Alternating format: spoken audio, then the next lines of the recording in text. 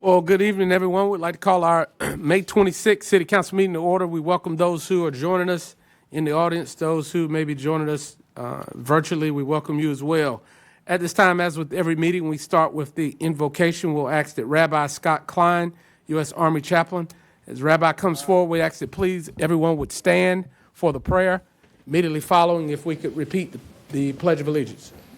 Thank you, Mr. Mayor. I invite everybody to join me in prayer. Almighty God, sovereign of the universe, we gather tonight in this chamber of leadership, grateful for the privilege to serve and guide the city of Fayetteville. We look across the room at our neighborhoods, recognizing the profound strength found in our rich diversity, a mosaic of backgrounds, cultures, and faiths that unite us as one community. As we mark Jewish American Heritage Month, we express our gratitude for the rich history and enduring spirit of the Jewish people, whose journey is fundamentally guided by the timeless values of justice, compassion, and tikkun olam, the sacred charge to repair the world.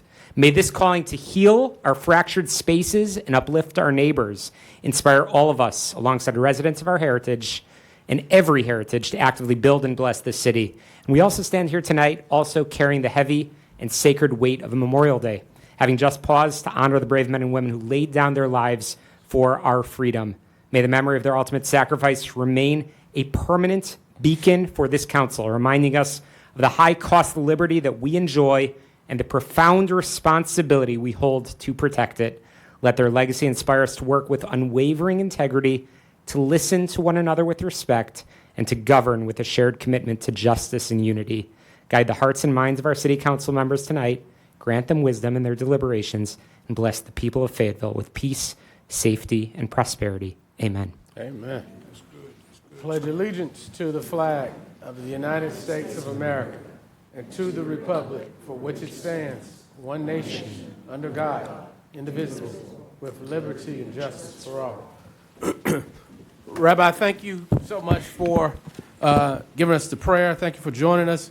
We know you're a military chaplain. If you want to tell us a little bit about yourself and anything else you'd like to say. Absolutely. Can't believe it. Going into year 3 here in beautiful Fayetteville. We love it. I'm joined here tonight with my wife, Ellie, who is wrapping up a school year on post. She does amazing work. And our Jewish community on post continues to grow. Beth Israel congregation, of course, down the street continues to thrive. And it's an honor. I was just chatting before the meeting with members of the police and fire department, where I'm proud to serve as a chaplain. So it's just an honor to be a part of this beautiful city and continue to meet new people and develop further relationships, which just further commits us to call Fayetteville home. Well, we appreciate hearing that. We thank you for your service to our country. Thank you for your service to our community. So can we give Chaplain a round of applause?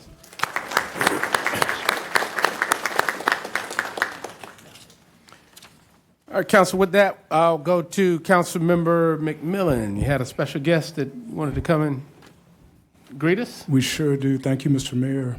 This time I'd like to introduce the Zenaida Cranford Mentee Mentorship Program.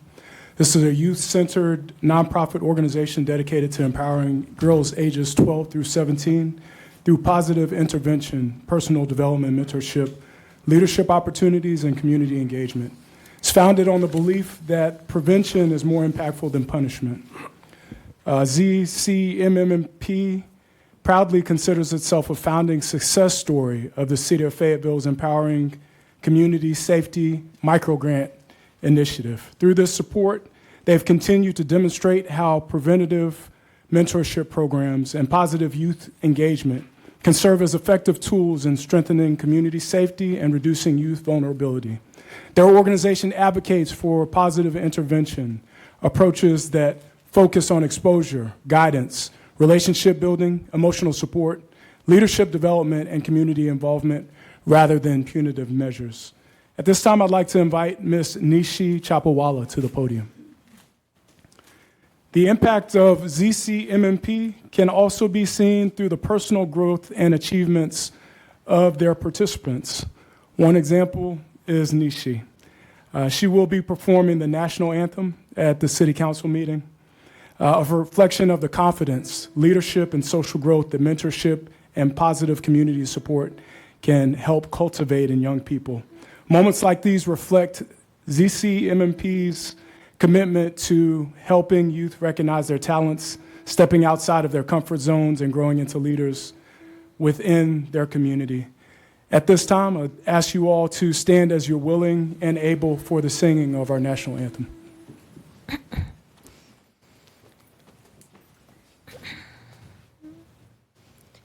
Oh, say, can you see by the dawn's early light what so proudly we hailed at the twilight's last gleaming, whose broad stripes and bright stars through the perilous fight o'er the ramparts we watch were so gallantly streaming, and the rockets' red glare, the bombs bursting in air, gave proof through the night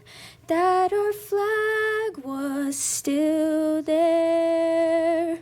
Oh, say does that star-spangled banner yet wave o'er the land of the free and the home of the brave?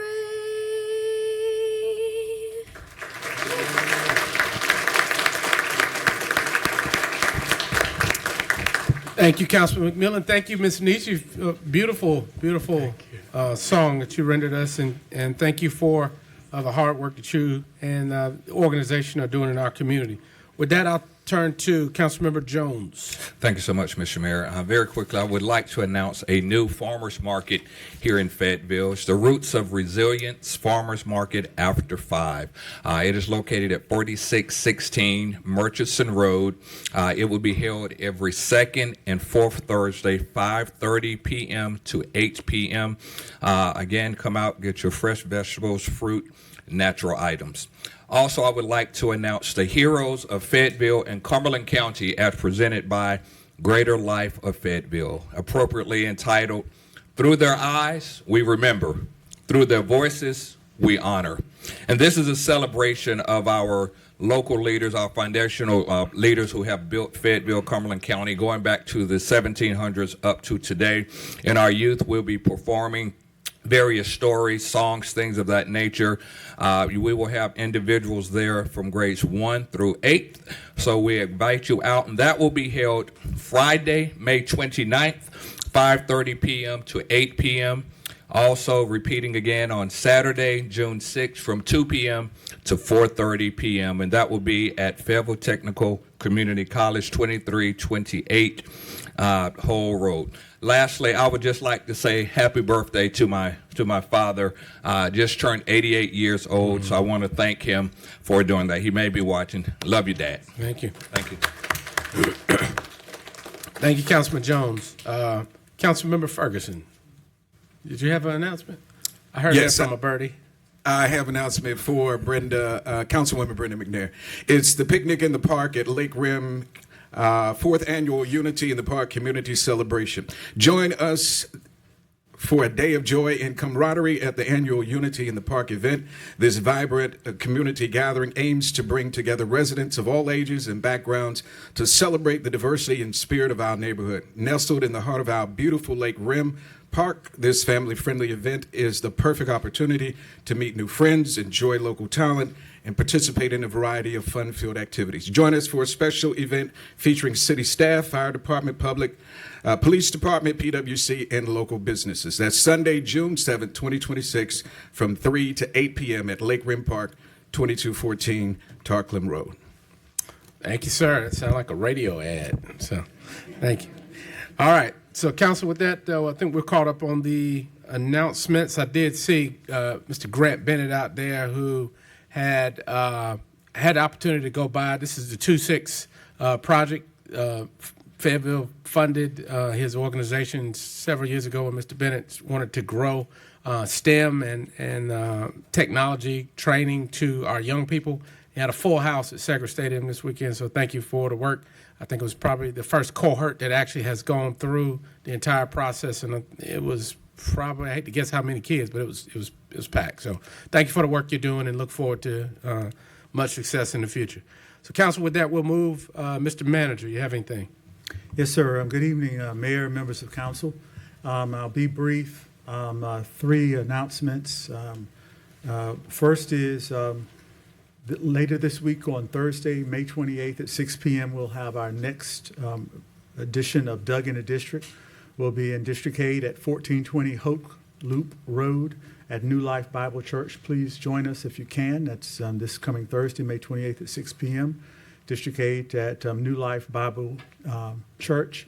We are rolling out one of our budget games. I think all the other council members and districts that we have been in so far, it's been a very informative and engaging opportunity for citizens to learn more about the city's budget and how things actually happen and help us make decisions as to what's a priority for them. Secondly, next week we'll do the ribbon cutting for courts at Glenville Lake. That'll be on June 3rd at 10 a.m. That facility is located at 730 Filter Plant Road. And Mayor, members of council, we have some fun gear and swag. We're going to ask y'all to help us. I don't know what y'all know about pickleball, but get ready, limber up, do your stretches. We're looking forward to having a lot of fun with you guys out there on June 3rd. And then a new addition that I hope to do once a month is to recognize the faithful service of all of our employees who have given of their time and who have retired. At the last meeting, I think I mentioned to the council, Derek Bowens, who had worked with us for 24 years. We held his retirement ceremony last week, and during it, his wife and his family members came up and said how important it was that we actually mentioned and discussed that at a council meeting, the people who work behind the scenes. And so with your permission, I have a very short list of recent retirees that are coming up. Some of them you know, some of you don't. And I'd like for us, if we could, Madam Clerk, if we could start adding those into our official record as well. So I'd like to start first with Terrence Roberson, who was our street maintenance supervisor, who retired at the beginning of this month with 39 years of service. Derek Bowens, who retires on June 1st with 24 years of service. Fire Captain Ivy, who is retiring with 40 years of service on June 1st. Anthony Mathis is retiring on June 1st with 17 years of service as an equipment operator. Our own Patricia Johnson, who's our permit tech supervisor, if you know her downstairs, she's retiring on June 1st with 14 years experience of service with us. Keisha Deal is a 911 communications supervisor who's retiring with 22 years of service on June 1st. Dinah Engel, our forensic technician, is retiring after 21 years of service on June 1st. James Roper, Mr. Roper, if you may know him, our transit supervisor, is retiring on July 1st with 28 years of service. Fire Lieutenant Ake is retiring after 31 years of service on July 1st. And our very own Michelle Smith-Riordan is retiring on June 1st with 25 years of service. And Darrell Smith, Equipment Operator 3, is retiring on June 1st with 5 years of service. And so on behalf of the staff, and I know speaking for the City Council as well, we want to wish all of them a happy retirement and thank them for all of their years of dedicated service. Thank you. Let's give them a round of applause. Thank you, Mr. Hewitt. Congratulations to all of the retirees. You don't have to get up first thing in the morning, so we're all jealous about that. But good luck to you in your next chapters. And Mr. Derek, I missed his final ceremony. Has he already had his last day? He is here through, I think, the end of this week, Willie? All right. All right, I won't belabor it. I'll be able to speak to him. All right, but thank you and congratulations to all. With that, council will look for the approval of the agenda, and we have Councilmember Thompson. Are you online? Yes, Mr. Mayor, I can hear you. All right, good to see you, Mayor Pro Tem. All right, so council, with that, we'll go to a motion to approve. This Councilmember Hondros. Is there a second? Seconded by Hare. They've already got the vote up. What do we got here? All right, they're already voting. Let me catch up with everybody. All right, Mayor Pro Tem. Green. All right, Green. who are we missing?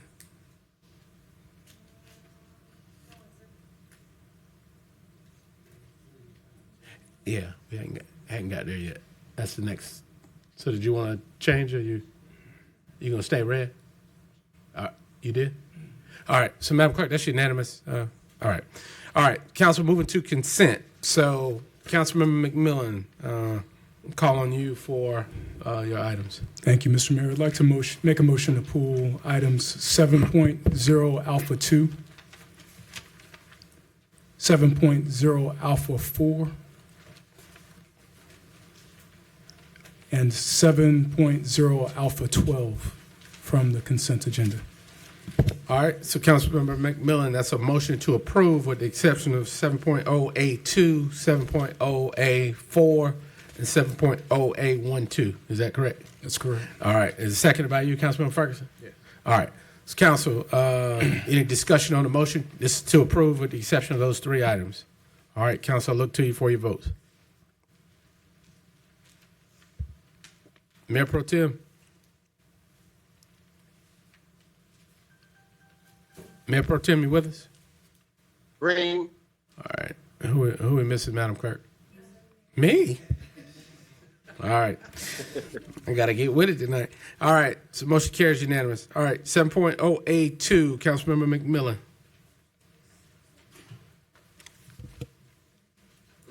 Yeah, I'd like to make a motion to send 7.0A2 to a work session. All right. 7.082 is a motion by Councilmember McMillan, seconded by Davis. All right, discussion. All right, look to you for your votes. This is for 7.082 to go to a work session. Mayor Pro Tem. Green. All right, motion carries. All right, 7.0A4, Councilmember McMillan. Yes, so this has come through the work session already. This is a revised charter and reconstitution of the Community Public Safety Advisory Board. I think as a whole, we had a lot of consent from the council on the fact that this is moving in the right direction. This new board, CPSAB. What we talked about in the work session was that how this, although it doesn't meet completely the demands of the public to move towards things like independent oversight, it does move far beyond what the last constitution of the board does. It recognizes a holistic approach to community safety rather than focusing on one facet of community safety and the police. One of the things that came up in the work session was how this still falls short by requiring members of the board to undergo somewhat of an indoctrination by going through the citizens police program. By making that a requirement, the suggestion put forward in the work session was to make that recommended. One of the arguments was that if you continue to approach this as a holistic idea of community safety and welcome in all talents, that removes the need to indoctrinate, to force somebody to go through something like a police citizens program. We also talked about how there are people who are a part of this program who have already been through the police force. Matter of fact, one of my neighbors in District 8 actually taught this citizens police program, and that it shouldn't be a requirement for that person too. I'd like to put a motion forward to approve the constitution of the revised charter of the Community Public Safety Advisory Board, but strike down the language that requires attendance of the police citizens course. All right, so there's a motion to revise and adopt not this version, but the version with the revisions as stated by Councilmember McMillan. Is there a second? All right, seeing none. All right, motion dies. So we need a motion to approve this. I'm So it can prepared be to make adopted. another motion. Sir? Yeah. Sir? Yeah, I'm prepared to make another motion to send this back to work session, to hammer out the things that are not fitting with the holistic picture of community safety, as the community knows it to be.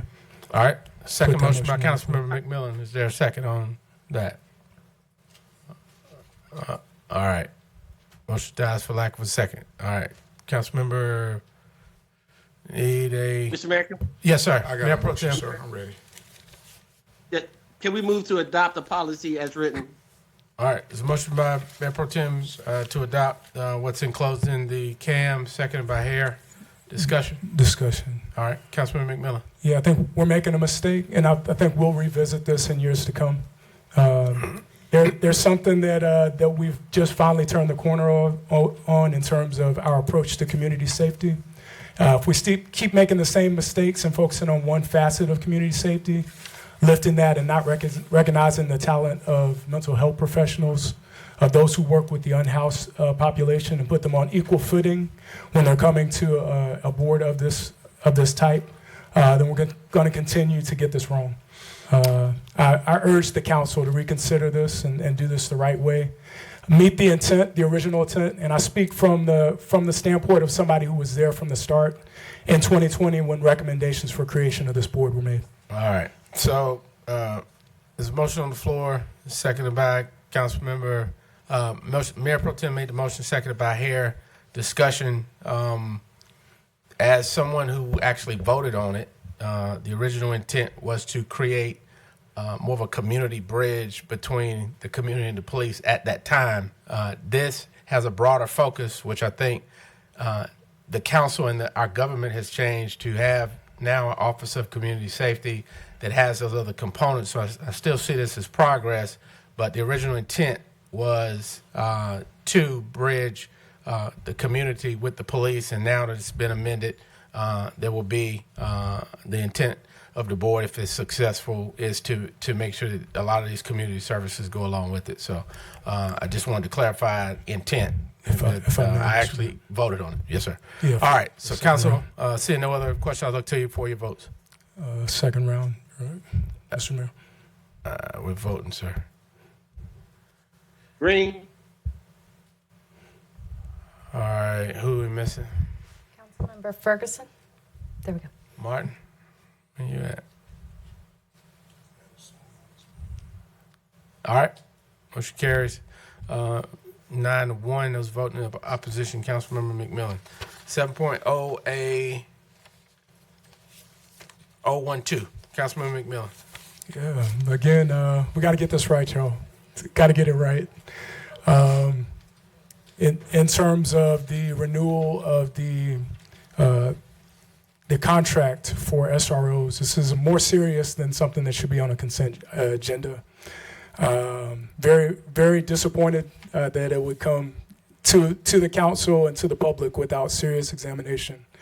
Living in this community for years, many of us are old enough to remember just a few years ago when disparities were named by Cumberland County Schools, were seriously discussed by the Sheriff's Department, and were brought by the Education Board of the NAACP that noted disparities in discipline and the SRO's role in that. How many of y'all remember that, just by a show of hands?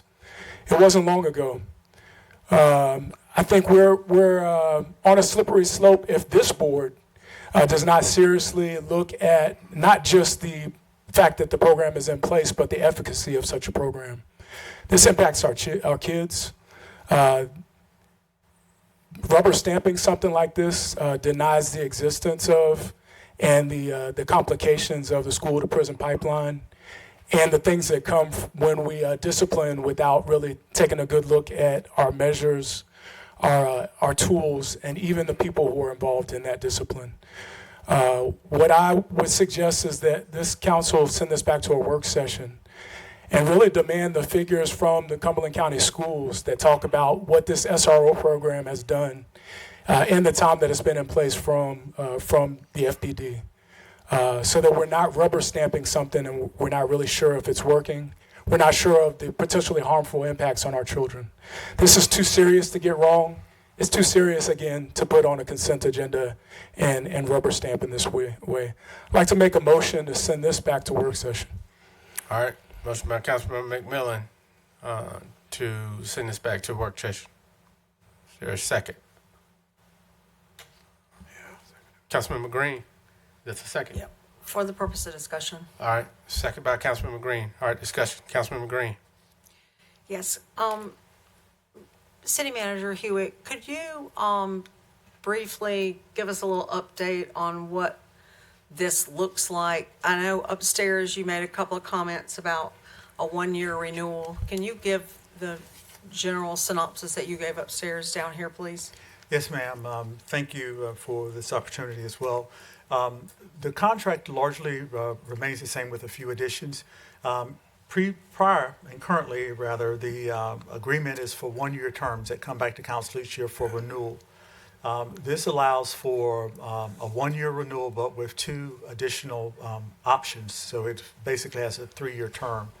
It also very clearly identifies that the full freight of funding the SROs, who are school resource officers, and the TCOs, or traffic control officers, or crossing guards, is the responsibility of payment from the Cumberland County school system. And so it is largely of no cost to the city. It also clearly spells out where we will be able to provide SROs and TCOs in the city of Fayetteville for the schools. I think it's 49, Dr. Mansell, is that right? Schools that, public schools that we have in the city, of which ones we're going to provide SROs and which ones will not have it. Additionally, when we created this contract several years ago, it was a last minute. I think we had, Mayor, was it 60 days or something like that to try to stand this up. We didn't have a full opportunity, and we did not have our Office of Community Safety in place at that time. And so now this agreement makes very clear that in addition to clarifying the roles of our SROs and TCOs and the funding arrangement, it also, with the support of Dr. Bracey, Superintendent of Cumberland County Schools, allows us to work collaboratively with them in our Office of Community Safety as well. I'm here to answer any questions. Dr. Mansell is, and Chief Bryan is too. So you see this as kind of a process where we are looking at the Office of Community Safety, which we did stand up, to take this to where we eventually hope that it will go, and in the model that it looks and how it looks. Yes, ma'am. And we have also in the agreements to understand clearly what the roles and responsibilities, which has always been consistent, are. There were a lot of concerns that we looked at, and I think when we look at the police department's quarterly report or year-to-date report that Chief Bryan will be giving later tonight, as I mentioned upstairs, I think it really clearly shows that there is a role for safety and security in the school systems, and our SROs can play a part. But it also calls, and we call on the school system to make sure they're doing their part to work for those schools where we don't have SROs, which is primarily the elementary schools. Thank you, Dr. Hewitt. All right. So, for context for the listening audience, maybe 2 to 3 years ago, the sheriff made a decision because of personnel, sheriff at that time, that he was no longer able to have deputies in the schools as the SRO officers. So each municipality, the city of Fayetteville, Hope Mills, and Spring Lake had to cover those positions. And we did it with police officers. And as you said, Dr. Hewitt, we had about a 90-day 60 to 90 days to ramp that up, to get the crossing guards moved over, uniformed, and to make sure that these kids had protection at schools. SROs are not new in our community. In fact, in high school, I had, and that was a pretty long time ago, not getting specific tonight, but it was a city police officer. But after that, for several years, the sheriff handled it for maybe 20, 25 years. When we made that decision, there were all kinds of assumptions that we're somehow being heavy-handed toward our kids. But this is not a change. It was either sheriffs, now it's our city police officers. But you know, there's a theory called the self-fulfilling prophecy, right? For the last two conversations we've had in there somehow that if we do something that involves the police, that means it's bad. But we say we want to build better relationships. But you can't build better relationships by implying that things are bad with the officers. The previous item had that because they had to go through a training with the police officers, somehow that made it bad. And now we're talking about our schools and somehow that makes it bad. If we really intend on building a better relationship between the police and the community, we can't start with the assumption that it's bad. And so our kids need positive reinforcement and to know they may want to grow up one day and be a police officer. But how do we do it when we send the implication that somehow it's bad? And so I think that we need to be mindful of our words and see what our true intent is. And I understand everybody says about what could happen. It hasn't happened. And thank God for that. And so, but we have a decision tonight to renew this. This is up for renewal. It was originally done in 1 year increments. And according to the manager, the changes are that these will have some automatic triggers, which will also include the community safety piece. So, Council, I hope that we'll consider that as we get through this. Councilman McMillan. Yeah, thank you, Mr. Mayor. Yeah, words do mean things. They do. If you were paying attention during the last election cycle, you saw a lot of use of the words transparency and accountability. A hell of a lot of use of those words, and there were empty uses of that word. Let me tell you why. There are many times when we have opportunities to put systems of accountability and transparency in place.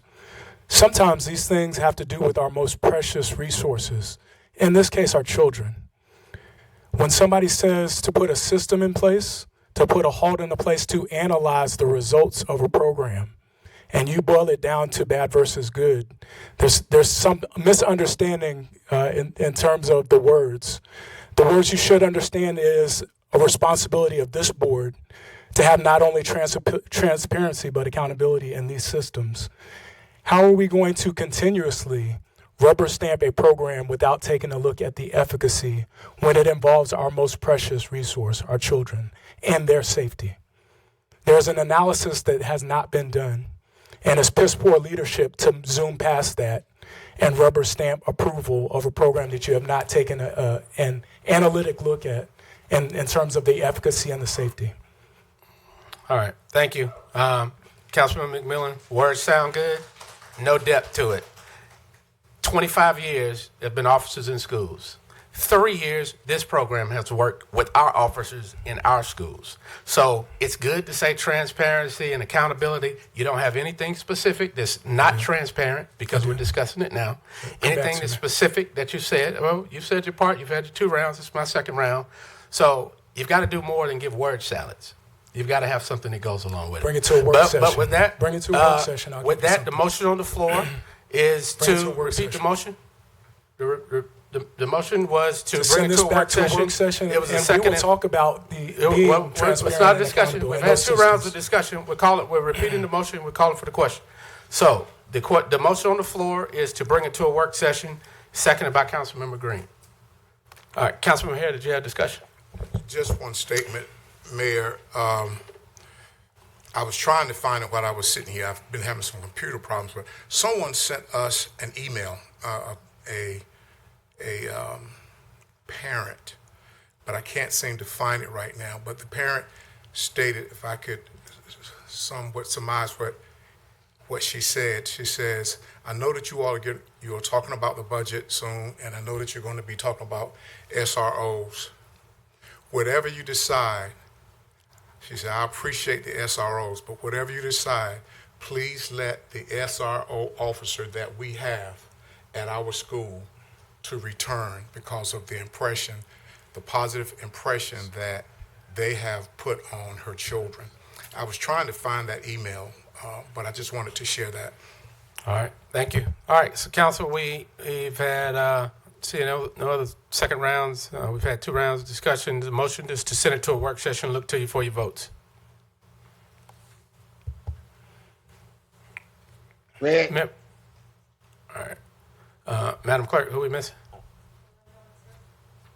All right, motion fails 7-2. Those voting in favor of work session, McMillan, Ferguson. Council, look to you for a motion. And clear the board, Jen, so I can see. All right. Well, Mayor, I move that we renew the contract for the SROs. All right. There's a motion by Mayor Pro Tem, seconded by Hare. Discussion. Yeah, I'll chime in on that. Yes, sir. Yeah, you're making a mistake. If this is voted down, I'll make a motion to pull this completely. What do you mean? I'll make a motion to pull this. If the motion, oh, so it's voted down. I got you. If it's All voted right, down. I got you. All right. And just to double down, if I may, in terms of systems, we have opportunities to do our job, ladies and gentlemen. What our job is to roll our sleeves up and make policy to ensure that accountability is in place. If you're not willing to do that, if there's some negligence on our part to do that, that's a failure on the part of this city council. And I hope that votes like this show the city what we're willing to do and what we're not willing to do in terms of putting in systems of accountability and transparency. My motion to take it to a work session is so that we can do our job, the hard job of figuring out what types of analytics we need to have in place if the city is going to maintain this program. What could happen is many entities will send things to the city if they feel like they can get a rubber stamp on it. Businesses like data centers could do that, right? If they feel like this is a place where politicians bend over, or let me rephrase that. Yeah. Where, Let's bring where it in, politicians McMillan. Germaine to this subject. are negligent in fulfillment of their duties, where politicians refuse to actually put any systems in place, we will continue to get systems that fail us. Thank you. So I urge all of you in this and all things to try to figure out what systems of accountability and transparency we need to put in place as part of what we were elected to do. Thank you. Thank you, Councilman McMillan. And again, no depth, no description. It's been here for 25 years. It's been on our side for 3 years. You have a contract. So it's easy to say transparency, accountability, analytics. Those are word salads, but there's no specifics. So there's a motion on the floor by Mayor Pro Tem, second by Hare, to approve. Council, look to you for your vote on that.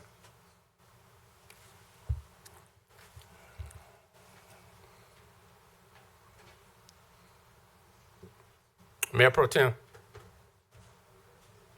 Green. All right, motion Green. carries. All right, council, moving to the next item. Reports. 8.01 is the review of the Personnel Review Board.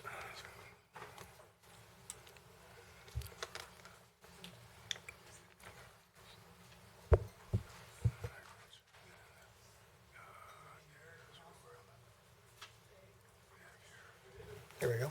Good evening, Mayor and Council. Evening. Jerry Clipp, Human Resource Director. I'm here to give a report on the Personnel Review Board. The purpose of as you may know, the purpose of the review board is to hear post-termination appeals. And unlike many of the other committees and boards that we have throughout the city, this is kind of an ad hoc committee, so we only meet and convene when a hearing is requested. It's comprised of 6 members from the community, and as a matter of fact, Rabbi Scott Klein, who gave our invocation tonight, is the chairman of this board. They're rarely called. There have only been 2 convened since I've been here, and I'm coming into my 6th year here. The last one was called in November of 2025. So not much to report, really. So what questions do you have? All right. It's the easiest report you'll probably ever give, right? And it's a short report. All right. I want Councilman you to Hare. appreciate that. Thank you, Mayor. And thank you, as the chair of the Appointments Committee. All of our committees do a great job. So thank you for just making the short presentation that you made tonight. Mayor, I move that we accept the report. All right. From our chairman. All right. Motion by Councilman Hare, second by Jones. Discussion. All right. Council, look to you for your votes. Mayor Pro Tem. Green. All right. All right. Rain. All right. Motion carries. Thank you, Mr. Clip. 8.02, Fayetteville Public Works Commission. I saw Mr. Bryant, saw Chairman King. They were saving all their questions for you. Mine's not as short as his, I promise you that. How you doing? I'm doing great, and I want to say good evening to the mayor. I want to say good evening to all the city council men and women. Oops, good. Can you hear me now? Yes, sir. All right.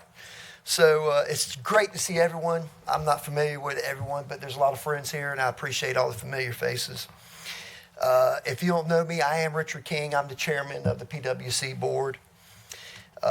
There's a couple of us. There's Vice Chair Ronnie Garrett, Secretary Donald Porter, and Chris Davis, Dr. Chris Davis. We make up the PWC Commission. I unfortunately pulled the short straw, so I'm here tonight to give this briefing. All kidding aside, I'm excited to give this briefing. There's a lot of good stuff going on at Fayetteville PWC, and I hope there's a lot of citizens and ratepayers out there watching this also so they can see what we got going on. So, as for the state of PWC, we are strong, reliable, award-winning, forward-looking into the next century. Through strong governments, strategic investments, and community partnership, PWC remains committed to being recognized as one of the best utilities in the United States. In 2025, PWC celebrated 120 years of delivering safe, reliable, and affordable services throughout Fayetteville and the surrounding regions. In fiscal year 2025, PWC provided a total of $52 million in contributions supported of the city of Fayetteville. These contributions reflected PWC's ongoing commitment to strengthen the city's infrastructure, economic growth, and quality of life. Key investments included $31.2 million in annexation-related infrastructure and debt service, $11.9 million in payment in lieu of taxes, $4 million in supporting street lighting, $2.3 million in storm drainage improvements. Other targeted investments included economic development initiatives, infrastructure enhancements such as underground and lighting and improvements. Community assets including Fay TV and shared parking infrastructure also. PWC continues receiving regional and national recognition that reinforces the utility's leadership and reliability, safety, operational excellence, and financial stewardship. Among its most notable recognitions were the American Public Power Association's Reliable Public Power Award Diamond Level for the 7th time, the American Public Power Association Safety Award of Excellence, the North Carolina Partnership for Safe Water 25-Year Directors Award, the North Carolina One Water Distribution Overall System of the Year, the North Carolina One Water Wastewater Collections Large System of the Year, and 8th place in the National Association of Fleet Administrators Top 100 Fleets in America Award. PWC's electric reliability metrics remain among the best in the industry. PWC customers experience less than one outage on average annually, and the average outage duration was approximately 31 minutes, about half the national average. We have expansions on renewable energy capacity continuing with multiple solar projects completed and underway. Our modernization projects include smart substations, upgrades, and automation technologies, as well as an ongoing sub-transmission system improvements. The Butler Warner Generation Plant remains one of the community's greatest assets with a 98% availability factor through a power supply agreement with Duke Energy Progress. PWC continues to deliver high-quality drinking water that significantly exceeds federal standards. PWC experienced fewer sewer overflows and water main breaks than national benchmarks. Key water and wastewater improvement initiatives include investments into the advanced treatment systems such as power active carbon and granular active carbon to address emerging contaminants like PFAS. We have secured $83.5 million in total funding for water treatment improvements through state and federal programs. We have supported growth for the city of Fayetteville's Phase 5 annexation areas by managing multiple construction projects and assessment collection on behalf of the city. We have expanded infrastructure to provide drinking water to Grays Creek Elementary and Alderman Road Elementary School.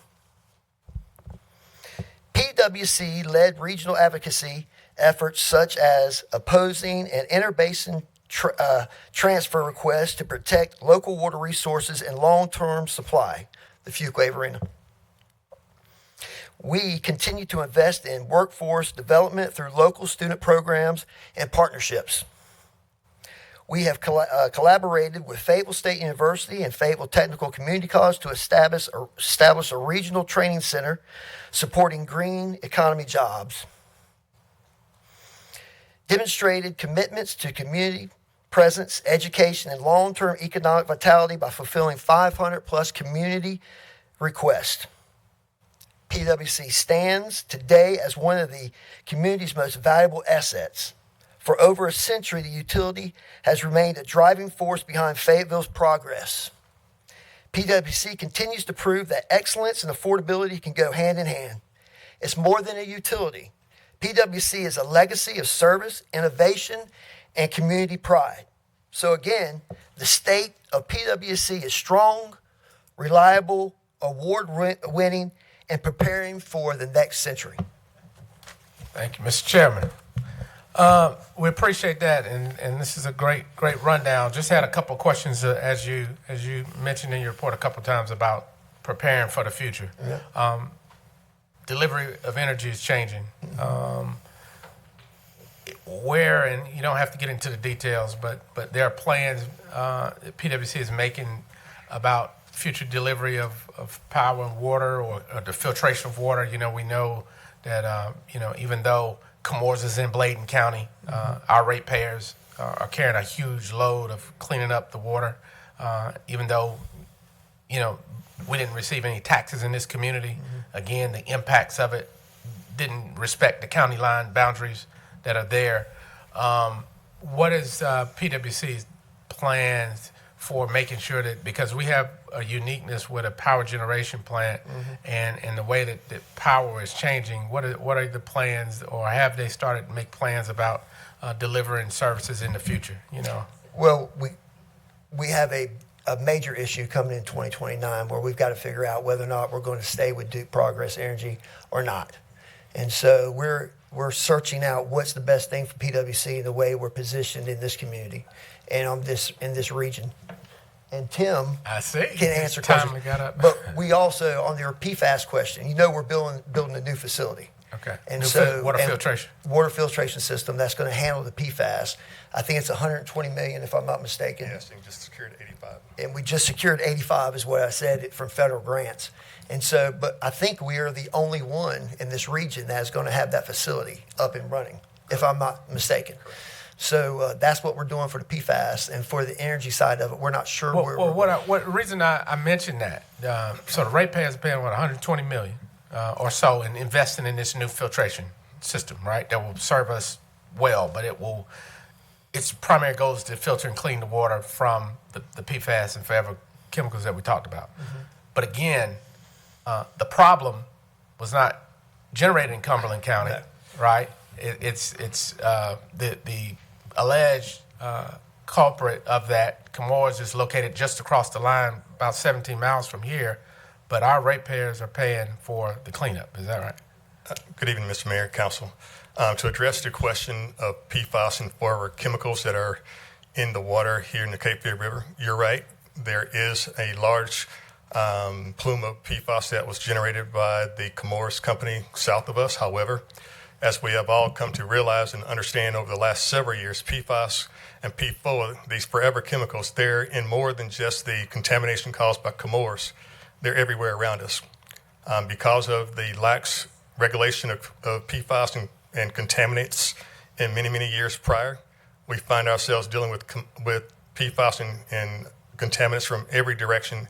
However, again, it would be easy to say that it's Comores' fault, and that's the reason why we're building the GAC, the granular activated carbon and the powder activated carbon systems, filters that we're putting in place. But the reality is the contaminants are from every direction. And now the EPA has mandated that we meet that challenge of cleaning up all of our water by 2029. And PwC, we're out front and forward adhering to that regulation before it's put in place to ensure the ongoing security of our water systems here in this community. Yeah, and the last question, we took a contingency a couple of years back up to the Department of Energy in D.C. We were awarded a sustainability grant because we had a sustainability plan. And so as you plan for power delivery and renewables, right, PwC, the city was awarded 400 and something thousand. Ms. Juddy could probably, 425, 450? Yeah, and then you and Fayetteville State had a collaboration on clean energy that were awarded another grant. How's PwC planning for renewables as you do your next phase of power delivery? And again, as Mr. Chair mentioned in his annual report, PwC is currently undergoing several solar energy facilities construction, and we also put in service a number last year. And again, we're moving forward with and enhancing our community solar program, as well as looking forward to expanding other opportunities for citizens to further engage in net metering and battery storage systems and programs with PwC helping to share that cost burden. Gotcha. All right. Councilman Hare. Thank you, Mayor. Mr. CEO, thank you for coming in and helping out with a presentation. You just mentioned something about solar, and I think it was last year, there was a piece of property that we rezoned for a possible future solar farm, or whatever the correct technical name may be. With that solar item that you just mentioned, or in your dialogue there, is that where it would be going? So that's one of multiple sites. So the Carver's Fall site that we mentioned last year, that site is moving forward. Again, just ironically enough, I was just talking to the manager just last week about progressing that project, and it is in progress moving forward. The site's been cleared, and we're ready to start construction at that location.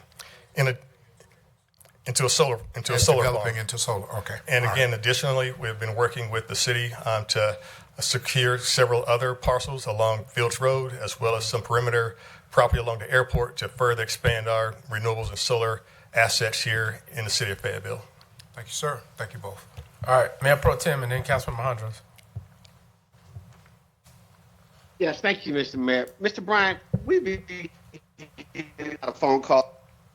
Power outages. Can you explain to the audience the number one cause for the power outages and what you're doing to remedy that?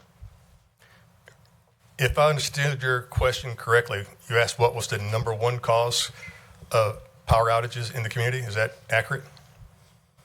That's correct. So the number one cause of outages, as we've seen them looking backwards, is a combination. It's actually top two. And the top two are some of our aging infrastructure that we're investing in, and the second one is a lot of our animals and rodents or squirrels that get into our substations. So when you have an animal such as a squirrel that gets onto our energized lines, they cause an arc and it takes out multiple customers all at once, particularly in a large substation. That impacts upwards of 3,000 to 5,000 customers at once. We've gone through significant measures to safeguard our infrastructure from the likes of squirrels and snakes. However, that's the reality in a highly vegetated community like we have in Fayetteville. So it's an ongoing effort that we're managing through, keeping the animals out of our infrastructure. And along with that, again, we have put multiple millions of dollars in our 10-year CIP, as well as our ongoing O&M budget to manage through some aging infrastructure on our electric side of the business. And I would even go further. Say again? Yes, the shield. Aren't you putting up those shield protectors? Correct. We are putting up the shield protectors. And again, I just want to point back, again, any outage is a long outage, but I would want to reiterate, as the chair mentioned in his report, here at Fayetteville PwC, we are very proud of the fact that we have some of the best reliability, not just here in North Carolina, but across the country. As he mentioned in his report, our outages duration about one per customer, less than 30 minutes, or about 30 minutes per customer on average for the year. That's outstanding. Outstanding service. And again, I know no one wants to be out, and I know it always happens at the most inopportune time, but nonetheless, we pride ourselves in being among the best in the country. Great job, sir. Thank you, Mr. Mayor. Yes, sir. Councilman Mahandros. Thank you, Mr. Mayor. Thank you, Chairman King and Mr. Bryant. Thank you for the report. And I don't know if you have this answer for today, but perhaps at a future meeting we can invite you back so you could talk to council a little bit, or perhaps a short presentation on how utilities plan for and handle large-scale industrial electric and water users. I think that's something that may be beneficial to us. And again, Councilmember Hondros, again, I want to share with you in this council pretty much what I shared with the County Commission on about a week ago. PwC, we were very much in front of managing large commercial industrial loads over 2 years ago. We put in place a large power user tariff that mandated that those large commercial industrial customers, they paid their costs for any infrastructure upgrades. They can either write a check up front, or they can finance those costs over 10 years to insulate our customers from the cost of bringing on a large commercial industrial customer, such as the data center. So again, we were out front before Duke or anyone else did that here in the state of North Carolina. We were safeguarding our customers as we continue to safeguard our customers from the concerns of subsidizing large commercial loads by their native customers. Yeah, thank you for that, and I appreciate that. As having served a year as the PwC Commissioner and Liaison to Council, all the good work you all do. As you mentioned, the outages is never a good time to not have power, right? But we do, you all, PwC does fare better than most or perform better than most, so I appreciate that. And thank you for the information. I appreciate it. All right, thank you. Mr. Bryant, thank you, Mr. King. Council, do we need to receive this report? All right, there's a motion by Councilmember Hare, seconded by Davis. Discussion. All right, Council, look to you before you vote. Thank you, gentlemen. Good to see you. Green, Mr. Mayor. All right. All right. Green. Yes, sir, we got you. Motion carries unanimous. All right, Council, moving to the public hearing for 9.01. We are, at this time, preparing to hold a public hearing where City Council formally seeks your input. Individuals desiring to speak in the hearing must have signed up to speak by the city clerk by name before the beginning of tonight's meeting. We begin with the staff presentation, then we'll move into the formal hearings. 15 minutes will be allowed for those in favor and those opposed of the items related to the hearing. Individual speakers are limited to 3 minutes each, unless by previous arrangement, a single spokesperson has been designated, in which case that spokesperson may use the entire 15 minutes. When the city clerk calls your name, please come to the podium. Please clearly state your name and address for the record. You may then address the council. When the light changes from green to amber, it means you have 30 seconds remaining. The timer will ring at the end of your allotted time. So with that, I will give way to, who's presenting this item? Mr. Gibson? He just got here, didn't he? I tell you the truth. Hey, you just got here, man.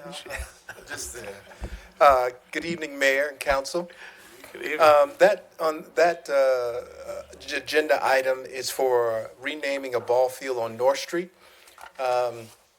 for a gentleman who has, and I don't want to say paid dues, but participating in making Parks and Recreation a better place for kids to participate in, strengthening young men, young women, and how to be members of the community, how you participate, how you change your life to be a better person.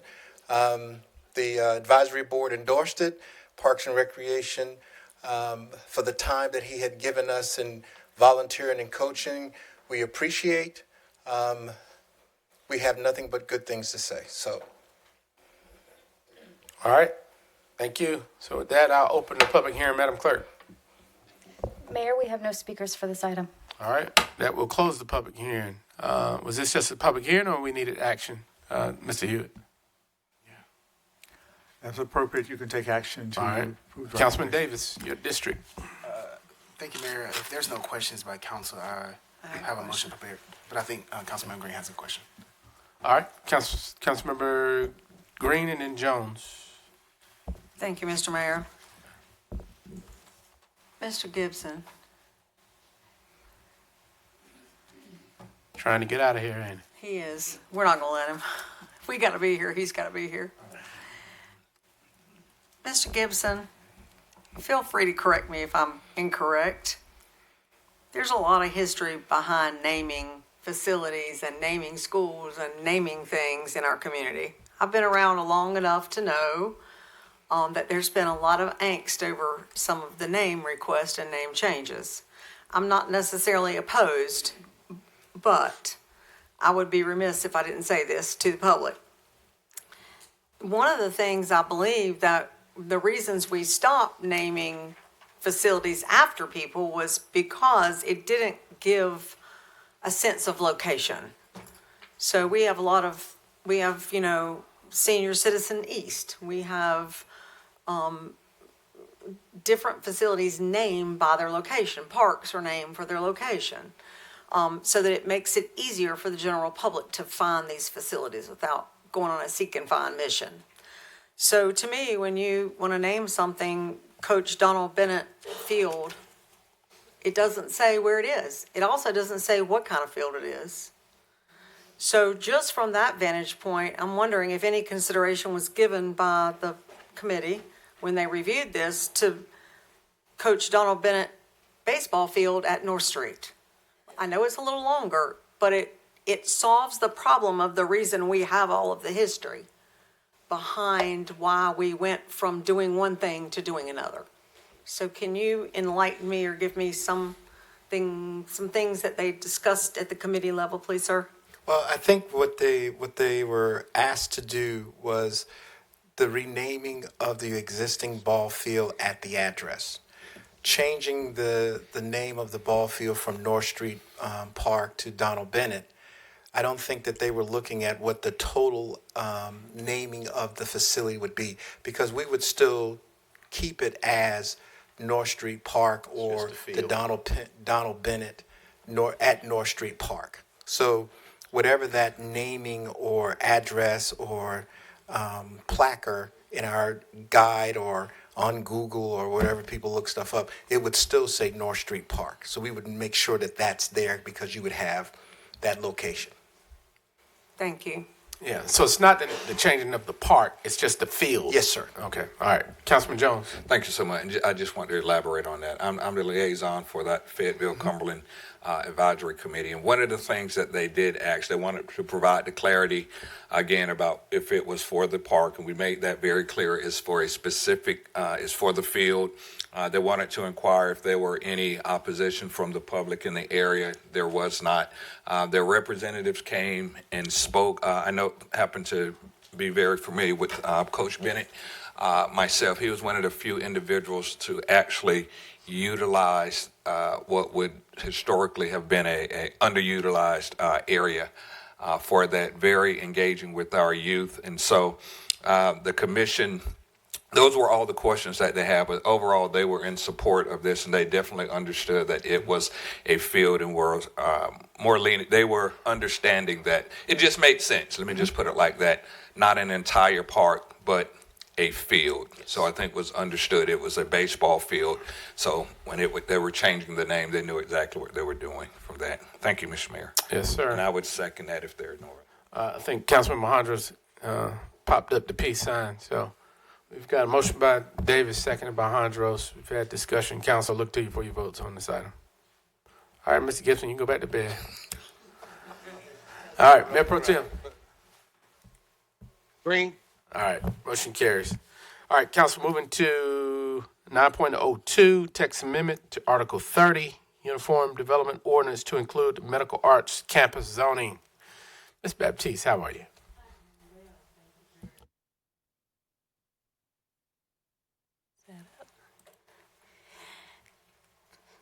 Good evening, City Council.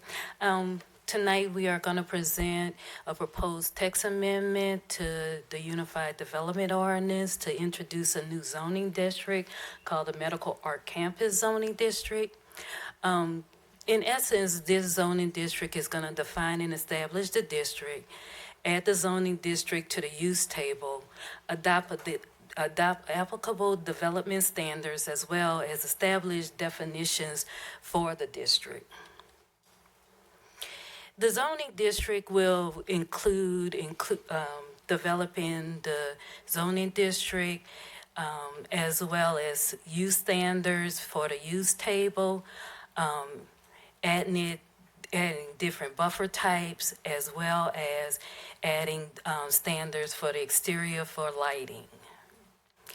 Staff has worked diligently with members from the Cape Fear Hospital staff to come up with the standards for this zoning district. We met with staff from the hospital and identified different standards that they needed, that they were not being served and having a base zoning of office and institutional.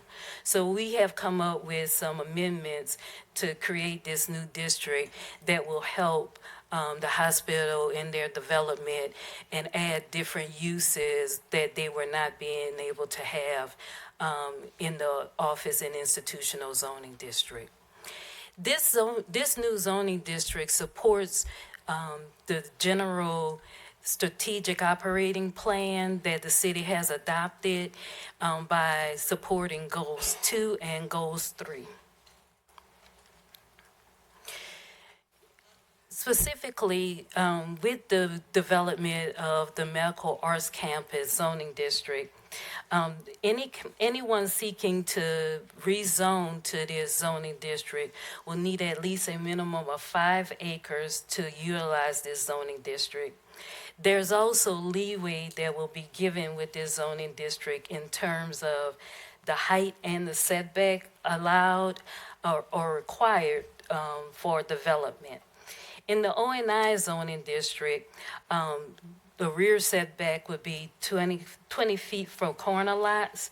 And in the medical arts campus zoning district, the rear setback would be 3 feet or 20 feet if it is adjacent to residentially zoned property.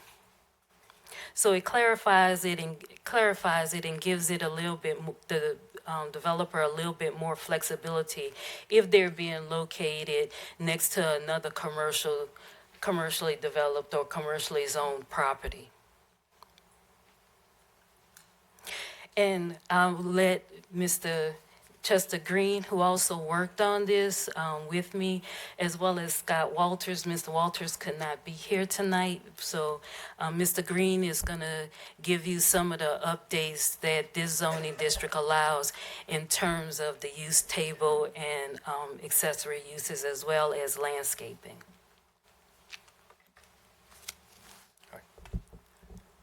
So in terms of the use table, it allows many of the uses that O&I allowed, but the biggest additional uses that the hospital identified was that we added in was pharmacy with and without drive-through, just made sense. Blood tissue collection center, drug and alcohol treatment facility, and then a few other minor uses also in there.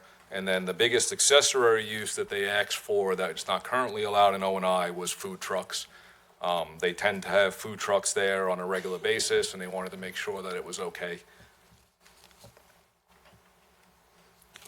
In terms of the buffering, I know there's always some concern, but basically the buffering will be the same as what the hospital was required before. The overlay required them to have a type D buffer whenever they boarded residential, single-family residential. So we left that the same. They'll require a type A buffer if they border other, like multifamily residential. And then when we move to commercial, there's no buffer because we don't normally require a buffer between other commercial, and the hospital to other commercial doesn't require a buffer. In terms of the lighting, really the only change is in the O&I district, they only allow 20-foot poles. They've had a big issue with this over the years, having to get exceptions. So we've added them to the 30-foot pole height so that they don't need to get any special exemptions anymore. So that is the only change really in lighting. Everything else stays pretty much the same, and they've had no issues with it in the past.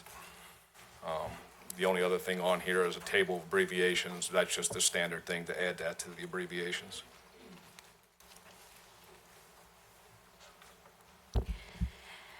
Currently, there will be no city capital costs or automatic general fund expenditure with this adoption. The regulation changes only defines the district, identifies allowed use and set development standards, and identifies uses that will require a special use permit. City Council has the option to adopt the text amendment as written, adopt revisions to the amendment, reject the amendment, or table to a later date. Professional planning staff and the Planning Commission recommends that the City Council move to adopt, which involves the approval of the amendments as written. That's our presentation. We ask that for questions after the public hearing is closed. Thank you very much. Thank you, Ms. Baptiste. All right, with that, we'll open the public hearing. Madam Clerk. Mayor, we have one speaker for this item, Mr. Mac Sellers. Good evening, sir. Good evening. My name is Macklin Sellers. I am the Director for Planning, Design, and Construction for Cape Fear Valley. I believe we are the only hospital in the city now that would fall underneath your zoning. However, any other hospitals or systems that came in, this would also work for them as well. It's been a pleasure working in Fayetteville the last 10 years. We've made a lot of progress on some things that I know that you've seen around the hospital. One of our projects coming up very soon that will be opening is our joint venture for the School of Medicine with Methodist University. That is June the 11th, and then the students start a week or so later. Can I answer any questions for you about this district? Maybe for you or Ms. Baptiste and her team. And thank you for joining us, Mr. Sellers. And certainly a lot of changes. Grew up here, so a lot of completely different landscape. But the question that I have is, as you said, you have a medical school coming online. You had a residency program that brings 200 to 300 people here annually, right? As the hospital continues to grow, how do we make the area around it livable, bikeable, walkable? All right, is the zoning changes that you have make it favorable? Because I heard you say that you had certain buffers that are required from residential and multifamily. So the question is, as it continues to build out, is there an option for folks to live close to where they work, to walk to and from work, to bike to and from work? So are any of these changes giving way for any new development if that was to occur? As the school and the hospital continue to grow?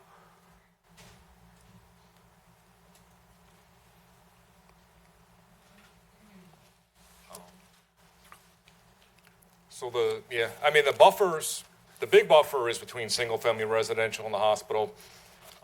It's always there. I mean, nobody ever really wants to see that go away.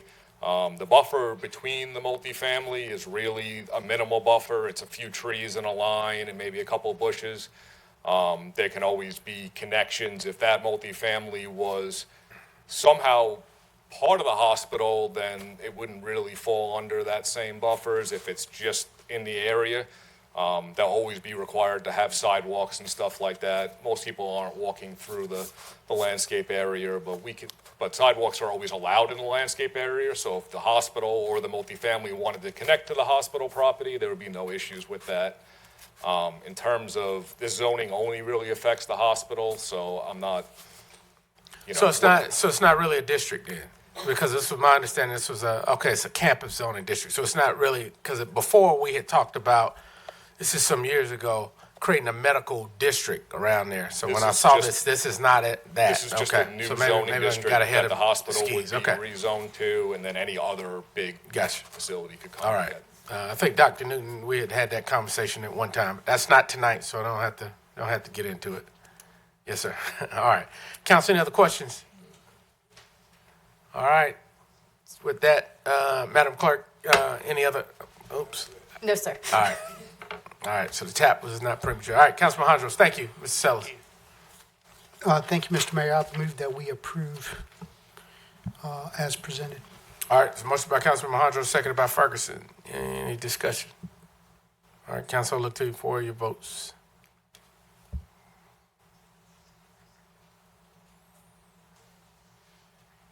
Mayor Pro Tem. Green, Mr. Mayor. All right, thank you. Right, so council, moving to the next item of business, 9.03. Got my man, Mr. Jeff Yates, coming up. How are you, sir? Good evening, Mayor. Money man.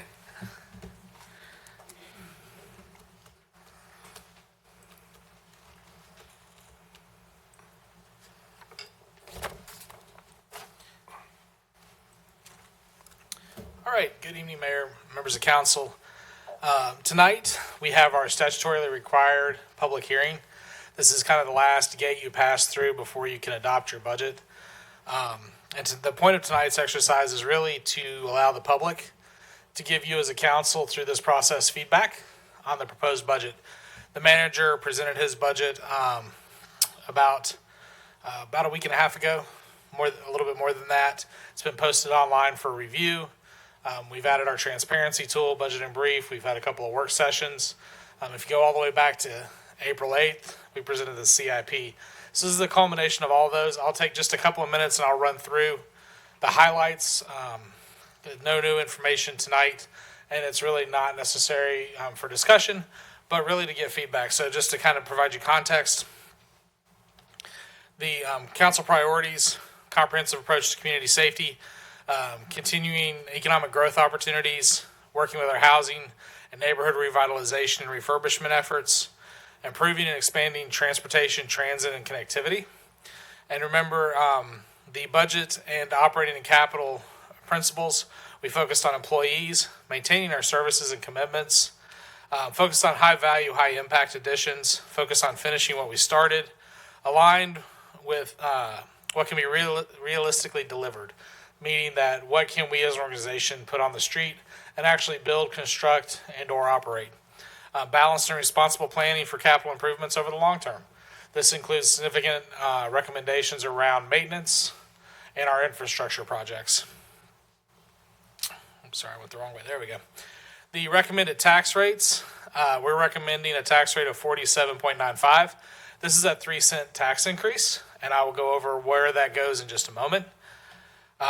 Expenditure by department, overall the total budget is down a little bit more than 0.5%, going from the 325 million in the revised 2026 budget. And remember the difference between adopted and revised. Revised reflects all the actions council has taken, as well as any accounting encumbrances and carries that had to go on between the year. Then the recommended budget is about $323 million. And perhaps a better way to look at it, and this is a really good graphic that we put in that I really think is important. When we look at the general fund, which is where all the tax dollars go, so the $323 million budget is what we refer to as the gross budget, meaning it includes all the enterprises, all the transfers, all the interfund activities, and so forth. When we look at the general fund, which is the main fund where your ad valorem taxes go, we can look at where our expenditures go. And the idea behind this is if you'll show me your checkbook, I'll show you your priorities. So we can see that our two top expenditures are police, fire.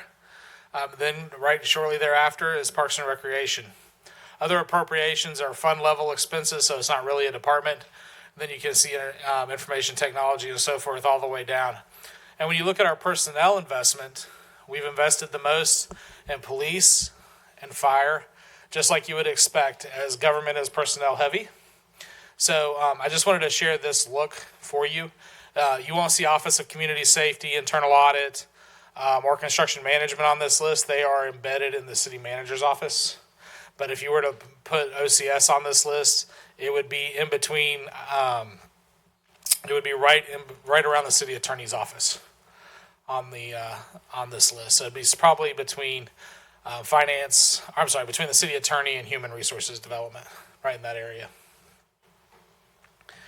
So where is the additional penny for operations? Remember going back, there's 1 penny for operations, 2 pennies for capital. The biggest part of that goes into a safe and secure community, community engagement, which is our citizen survey, a financially strong city, which really is additional help during our audit time. 18% goes to Parks and Recreation, and then a diverse and strong economy. But the preponderance of that chunk goes to safe and secure community, and the economic, or the 22%, is the contribution to the parking fund. And if you remember, you can go back to prior presentations. These are all outlined in detail, as well as in your transmittal letters, in your operating budget, and also in your capital program, which I'll show in just a moment.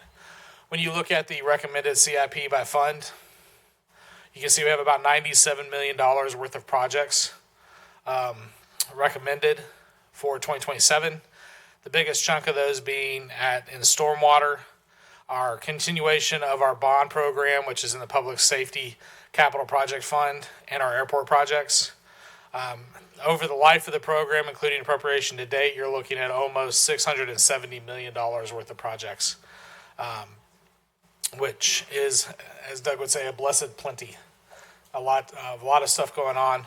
I will point out that when we look at transportation capital projects, the very last one below, that's where our streets and sidewalks, and those are our ongoing streets and sidewalk programs. So the city is investing right around $6 million a year in that infrastructure, continuing on, and that includes going forward from 27 on. We've expended all the bond money, so that's ongoing contribution and ongoing POW bill and ongoing sources, not the $25 million bonds. The additional pennies for capital, those go to transportation projects, including sidewalks and streets, parks and recreation projects. Those are ongoing maintenance and infrastructure projects, so that we can replace playgrounds and other resurfacing tennis courts and play surfaces and that kind of thing.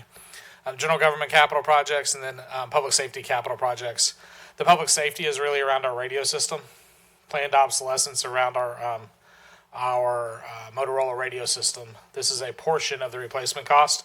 And in the second penny, you can see that that goes to the public safety, an additional $1 million for radio replacement, general capital project funds, and parks and recreation. Of 540, but I will say in the transportation capital projects, the biggest chunk, 1.2 million of that, is for the Farmers Road project. This is for the property acquisition, so it's the start of that project in the one way in, one way out program. So with that, kind of where we are, tonight's the required public hearing. We have a work session scheduled for Thursday. Right now, the plan is to talk about some of the public safety questions that have come up, talk a little bit more about the 38 positions and kind of where we are going in our investment in public safety. If you remember, we had a conversation about the investment in transit and the investment in downtown. So a similar conversation around public safety. Then we're also going to come back and have a conversation about the budget chronicles, answer those questions for you as a council, and review the parking lot. We'll be looking to you during our discussion on Thursday, as well as the work session on Monday the 1st, to give us guidance and direction as to what you want to see in the final adoption package. Our hope is to get it adopted on the 8th, which will give us ample time to get the new year ready for July 1st and get all of our systems ready. So with that, Mayor, I'll give it back to you for the public hearing. All right. Thank you, sir. And just want to remind everyone, I see Mr. Pitts back there, and I know he knows it, but just want to make sure the readers of that and other outlets know this is just the recommended budget by the manager and the management. This is not the final budget, so I don't want, I already started getting some emails talking about a 3% tax increase. So this is just the recommended budget. The city council will go through the process and work our way and pull out our red pencils and mark out some stuff, I'm sure. But thank you, Mr. Yates. So with that, I will open up. Let me open up the public hearing. Okay. Yeah. All right. With that, I'll open up the public hearing, Madam Clerk. Mayor, we have 5 speakers, 2 in favor, 3 in opposition. Our first speaker is Mr. Benjamin Holtquist. Mr. Ben, how are you, sir? Doing good, sir. Yourself? Good. Good evening. My name is Ben Holtquist from Strong Towns, Fayetteville. I want to thank, first I want to thank Dr. Hewitt and your team for your thorough proposed budget and what I am sure were many hard decisions with the limited financial resources. I also want to thank the council for asking hard questions and trying to find solutions to improve services without raising taxes.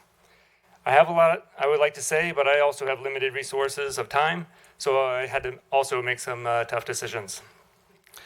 I'm here multiple times a month, and I hear how much everyone wants to improve services and keep taxes low.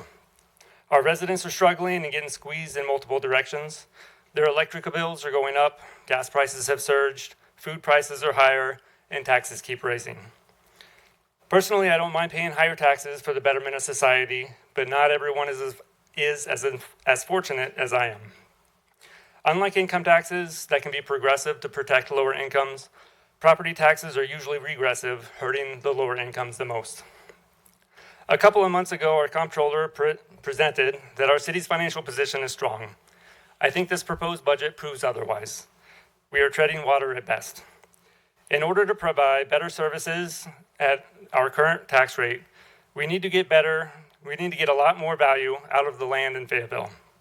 This means we need to increase density allowed throughout our city by reducing minimum lot sizes, allowing mixed-use zoning in commercial areas, and eliminating parking minimums.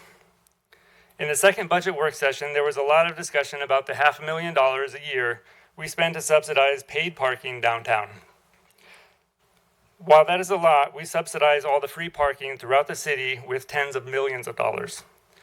There is a ton of land in Fayetteville taken up with empty parking spots that could be more housing and more businesses. Not only would you raise property taxes or property tax revenue to improve services, but would also house and employ more people. Also, this land already has the necessary infrastructure, police and firefighter coverage, and transit stops, unlike greenfield developments out on the edge of the city. We also currently lack the skilled workforce to attract larger employers, and dense walkable mixed-use zoning is popular with young professionals we need to come to Fayetteville. The hype around Midtown and Coalition is evidence we need more of this development. We need competitive salaries for city employees to attract and keep our top talent. These are the people that keep our city running. After that, I would like more money for our most vulnerable residents, like transit, walking, and biking infrastructure, housing assistance, and the Office of Community Safety. However, you need to make the best out of our limited financial resources. After this budget, though, let's make the best out of our limited land resources. Thank you. Thank you, sir. Yep. Mayor, our next speaker is Mr. Toriano Riddick.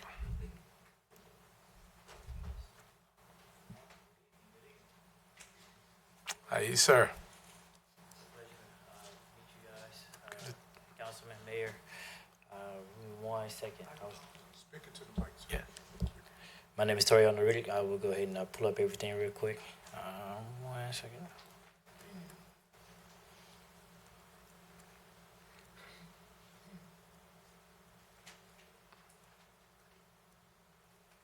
All right, there we go.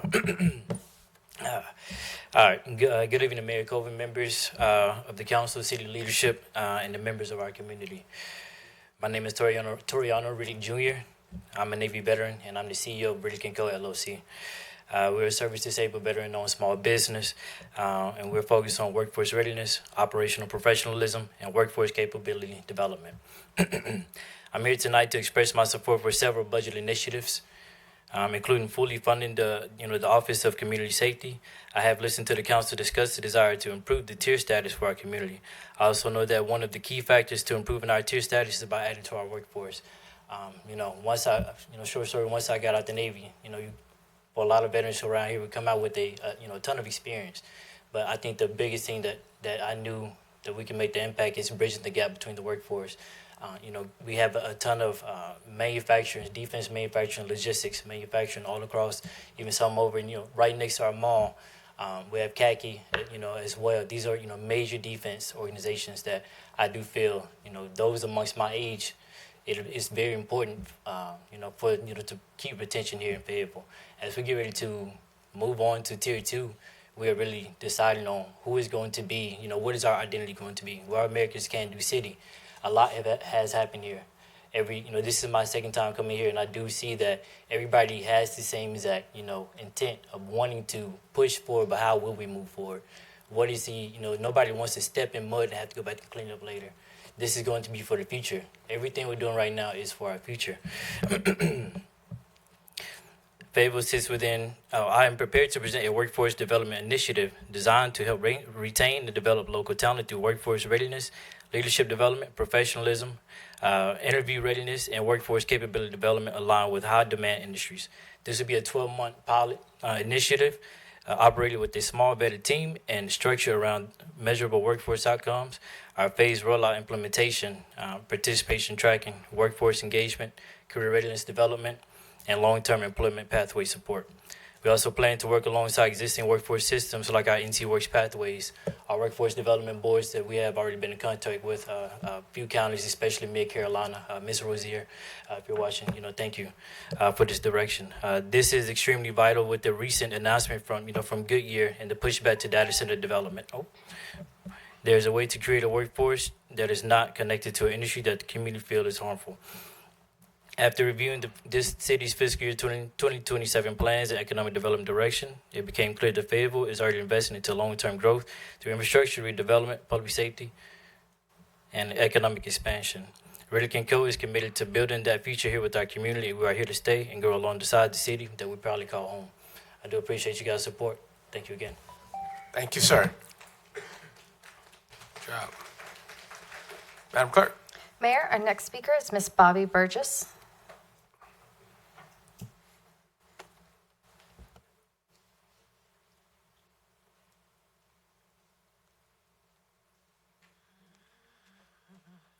Ma'am.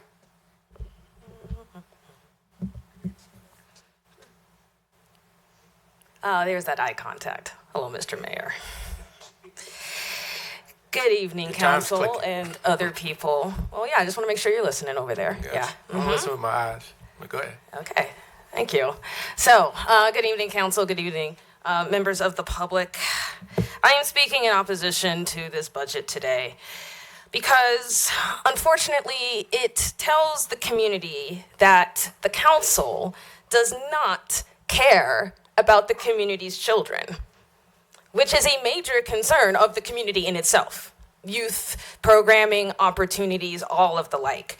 Every Doug in the district so far, youth has come up. What are we doing for the summer? What opportunities are available for teens, all ages of children? And when they were mentioning that, they weren't necessarily mentioning in the youth concerns about the youth curfew in particular.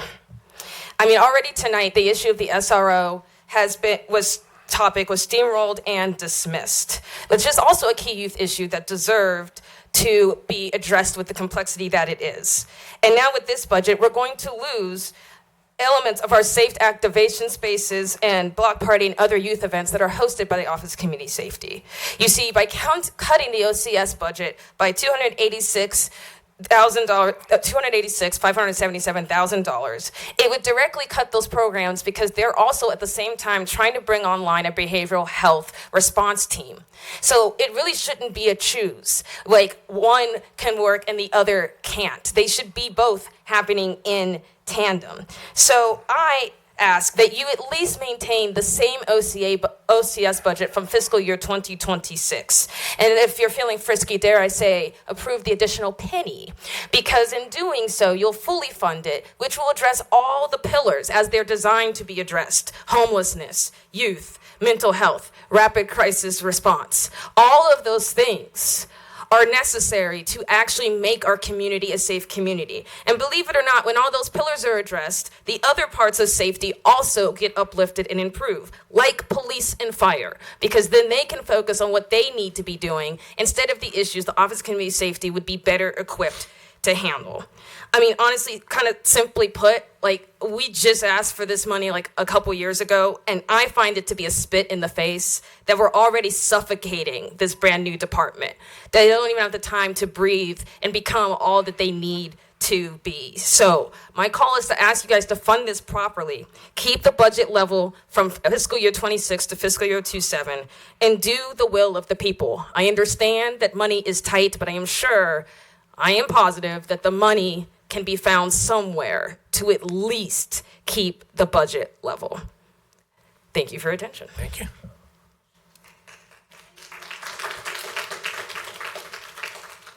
Madam Clerk. Mayor, our next speaker is Mr. Kurt Baelish.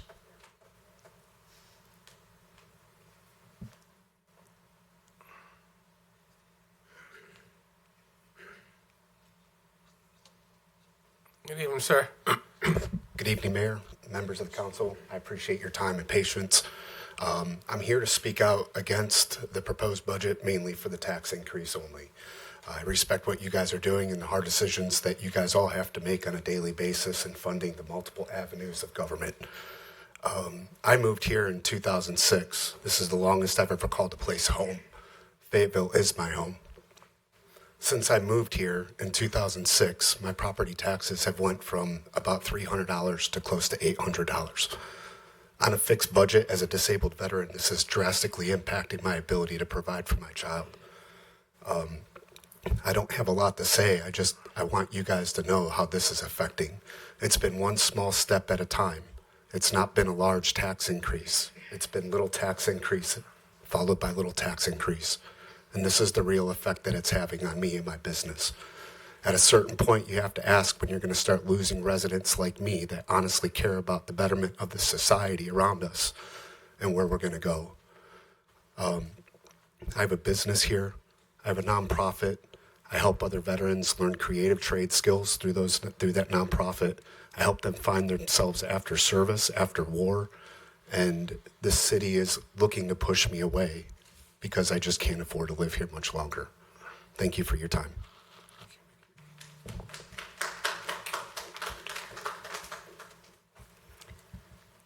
Mayor, our final speaker is Ms. Lizette Rodriguez.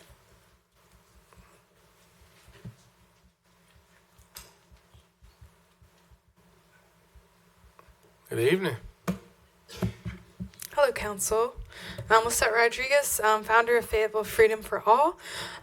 Today I was wanting to speak to voice our organization's opposition to the potential budget cuts for the Office of Community Safety.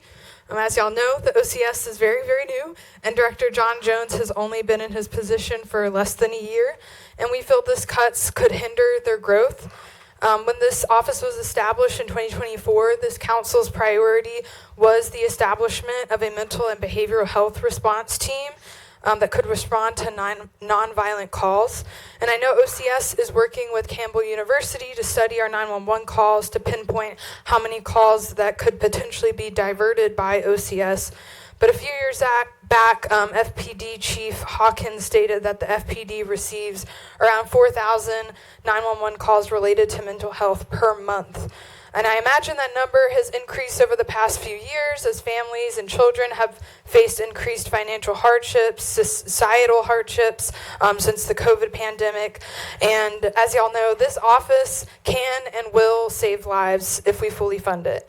So I implore this council to think of the long-term investment and long-term benefits and cost savings that can come with the fully funded OCS. We've been dealing with police vacancies for many years now, and I believe, and I think the statistics and the success that we're seeing in other cities bear out that a fully funded OCS would help reduce the burden placed on our officers so they wouldn't have to respond to calls related to mental health crises, nonviolent issues related to homelessness and substance abuse. After all, they joined the police force to be police and not to be mental health counselors or social workers. The OCS will help the city be proactive when it comes to addressing issues like youth crime and youth violence. It will help our families, our children, our seniors, and our veteran populations that often bring the trauma of war back with them to the city. If these budget cuts pass, the OCS will have to reduce their youth employment and youth programming, their community violence interruption programs, reducing funding for violence prevention, outreach, victim services, and survivor support. And I know the council is debating raising taxes to fund a variety of things. And of course, we want to see a fully funded Office of Community Safety, but at minimum, we hope the council will allow OCS to keep its current funding level. And if funds have to be cut, we ask that the city and county manager, the council and city manager to give more control to Director Jones over OCS's budget so he can reallocate funds as needed, and so that there aren't things that are related, OCS-related activities that aren't necessarily related to that response team and the pillars that OCS is working to build out. I do want to note our IT department is getting more funding than the Office of Community Safety, and I think it's worth putting that investment forward. Thank you. Thank you.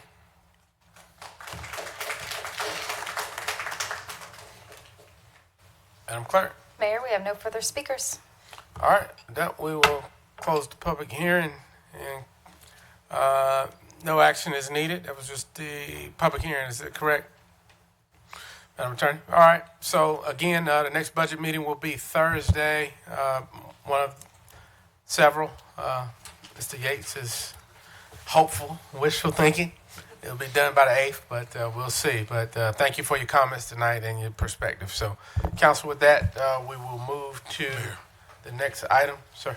Can I just? Yes, sir. Yes, sir. Mr. Yates, thank you, Mayor. Mr. Yates, whenever you come, whenever we have our Thursday meeting,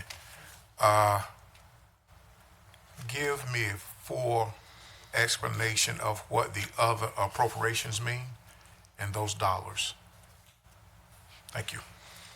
All right. Thank you, Councilmember Hare. Council, with that, we will move into our evidentiary hearings. We must now move into tonight's evidentiary hearings. Council decisions will be based on competent material and substantial evidence which is presented. All those who are planning to speak must provide their testimony under oath. Those who are offering themselves as a witness and expert on an issue must provide testimony supporting the individual expertise that they have. Council, at this time, I'd ask if any council members have any conflicts or have had any ex parte communications that they need to disclose. That all those who wish to speak at the hearing, please step forward so that you can be sworn in by the clerk.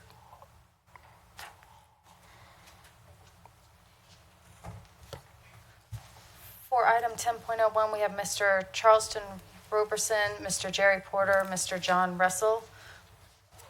Would you like me to swear in for 10.02 as well, sir? Yeah, we'll get it done. And Mayor Pro Tem, you'll have to, you won't be able to participate in this evidentiary hearings. Swear But in yeah, one at a if we could swear or affirm all these in. All for Yeah. both? Okay, for both, yes, sir. And then for, for item 10.02, we have Ms. Robin Tatum, Mr. Roland Norris, Ms. Morgan Cook, Mr. Ryan Shively, Mr. Dan Wall, Mr. William Troutman, Mr. Dennis Chisholm, and Ms. Blanche Chisholm. If everyone will raise their right hand. Do you swear or affirm that the testimony you're about to give is the truth, so help you God? All? Okay. Thank you. All right, thank you all. All right. At this time, I'll turn it over to you, Mr. Harmon. Thank you, Mr. Mayor, and council. The first item we have is 2601. This is brought to you by Bishop Jerry Porter with United Gospel Fellowship Global Ministries. This SUP is for transitional housing. Location is 707 Murchison Road, a little over 3.5 acres, and this is in Councilman Davis's district. Just to give you an idea of where the property is located, here along Murchison Road, where Cumberland comes into Murchison, right in this area. This property was a assisted living facility some years ago, and some other things as well over the years. There's a mix of some residential area plus offices there. Currently, the zoning out there is a mix of the MR5, some O&I, and a little bit of commercial LC here to the top. The property in question is zoned O and I.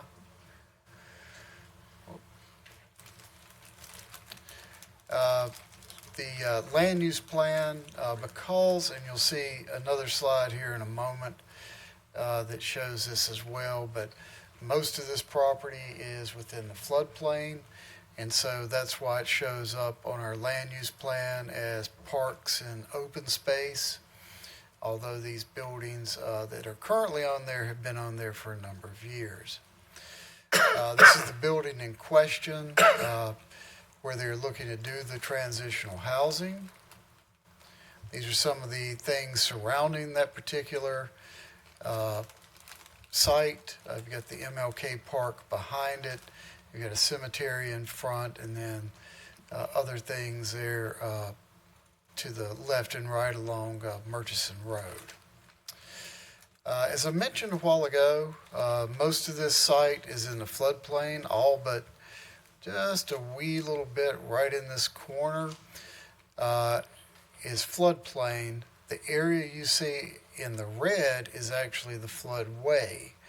And that's the area that today we would not even allow someone to build in. You can build in the floodplain as long as you meet certain standards, but you would not be able to build in the floodway currently. As you can see, under that, you do see some of the buildings are within that floodway. This is just kind of a basic site plan that they submitted. As you saw a while ago from the picture, it's the existing building out there with the existing parking. Consistency generally aligns with adopted city objectives related to corridor reinvestment, neighborhood stabilization, community development expansion, and community serving services. The facilities intended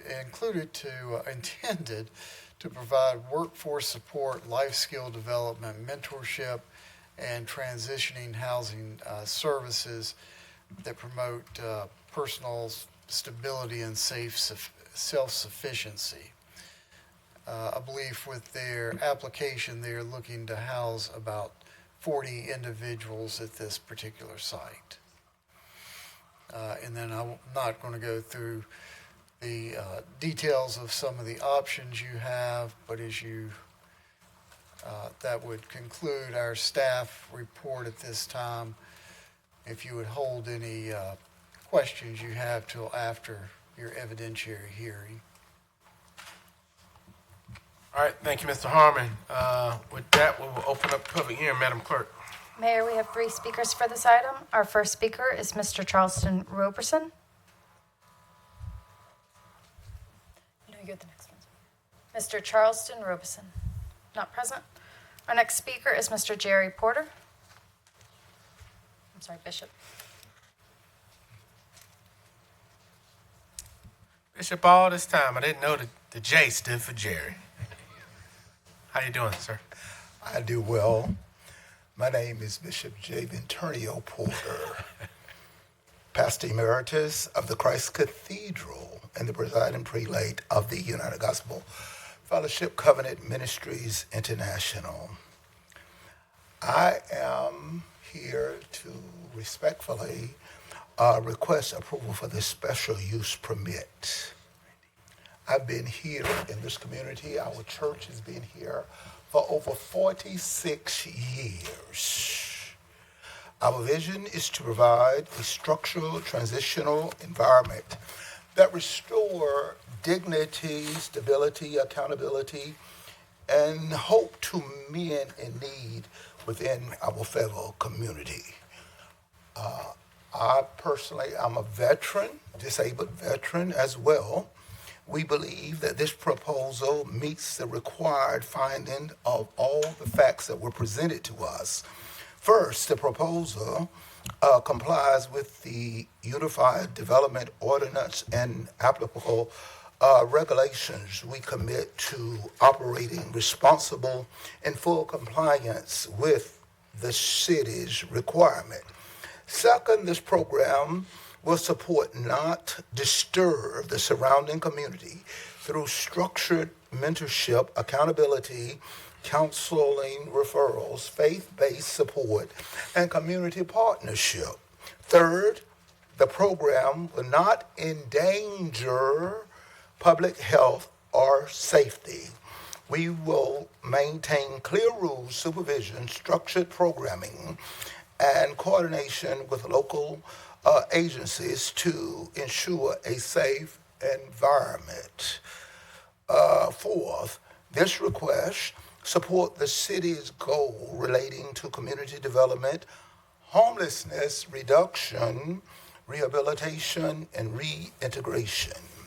Fifth, we do not believe that this use will harm surrounding community value. Structured transitional programs help individuals achieve stability, employment, and permanent housing while addressing a real community need. And finally, we commit to complying with all applicable city, state, and federal laws in operating this facility and the requirements. Members of the council, our mission is rooted in service. 46 years we've been here. Accountability, part of this community. We've partnered with this community over the years. We seek to help rebuild lives responsibly within the city of Fayetteville. We respectfully ask your favorable consideration and approval of this special use permit. Thank you. Thank you, Bishop. Thank you, Bishop. And we'll call you if there's some other questions, Council Mayor. All right, Madam Clerk. Mayor, our final speaker for this item is Mr. John Russell. Mr. Russell, how are you, sir? Doing fine. Doing fine. Mr. Mayor and City Council, thank you for having me. I want to vote on behalf of the 707 Murchison Road environment, and I want to just give a little short story about what happened that brought me to the light. My name is John Russell, and I'm a North Carolina Certified Peer Support Specialist. And whoop whoop. Yes, sir. And I, really like my job, tell you the truth. I came in 2023, and I was talking about the situation. For those that don't know, I particularly got into this platform because my sister and brother had passed away from fentanyl. I didn't know which way I was going, and I wound up coming here first. And y'all helped me. I'm not gonna lie, y'all helped me. Y'all put me in the right direction. Y'all put me with the police department. And the police department, we've been going ever since. But the other day on the 28th of April, I received a phone call from the Office of Community Safety.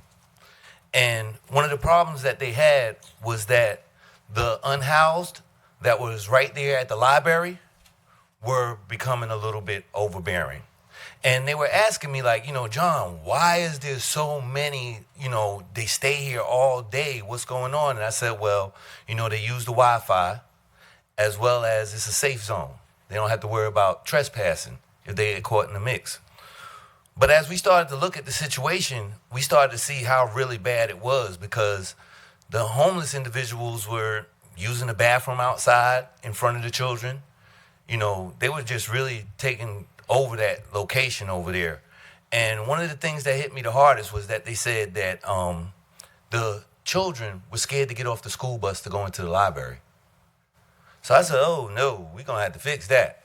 So I wind up getting with a couple of my co-workers that I work with, and being a peer support specialist, you wind up dealing with a lot of substance use disorders and mental health. So I got with a lot of my cohorts that I work with, and we were able to go out there and do interventions. Now, please, let me say this first and foremost. A lot of the individuals that are out there are our cousins, our brothers, our sisters, our mothers, and we have to treat this lightly. It ain't like just going in there and trying to get them out the way. But as I started to get this multifaceted team of individuals like North Carolina Harm Reduction, Pastor Burrows. I forgot his name. I'm so sorry. I'm up here talking real fast. But I was able to get a team of individuals together, and we were out there working with them with compassion. Seems as funny, though, they were complying. They started to fall back, and they were understanding that the front of the library was something that, you're putting a bad look on our community. You're putting a bad look on our city. So I wind up getting with a friend of mine, Ken Burrows, who's in charge of this group called Men of Purpose. And as me and him were sitting there talking, he told me that he's developing this building where he can house individuals at. So when we went out there to the community and start working with the individuals, just so happens we were able to find housing for 4 individuals but they were outside of the city of Fayetteville. So I would like to vote for a go on this housing complex so that we can work with these individuals in our own city. Some of these people are from our own city, our own family members, and we're having to ship them out of town because we don't have housing here. So I would like to ask, please consider allowing Men of Purpose to utilize 707 for transitional housing, because not only do they need transitional housing, but they need the services put on them as well. People working with them instead of just housing them. So I just basically wanted to come up here and just say that, So if it helps, it helps. Thank you. Yes, sir. Thank you, Mr. Russell. All right. Appreciate it. Madam Clerk. Mayor, we have no further speakers for this item. All right. So with that, council will close the public hearing. Councilman Harry, you had your light on? Yeah, thank you, Mayor. I like this. For all the speakers that came forward, I do appreciate you coming forward. I like the direction that they are trying to go. I've always appreciated also Dr. Porter for what they have done in trying to support those less fortunate in our community. So thank you for that. And also Mr. The gentleman just Russell that just left us. If Mr. Harmon, was that who gave us? Mr. Harmon, come back up. And I was trying to get this before you step down. And okay, I guess I'm looking at 1 of 1. So I'm looking at map 1. And in this map, you have the, as you stated, you have the red for the floodway, and you have the blue for the 100 floodplain. It's very small, but I think that's what it says. Since this is existing property, tell me, say it again, what can be done in the blue section and what can be done in the red section.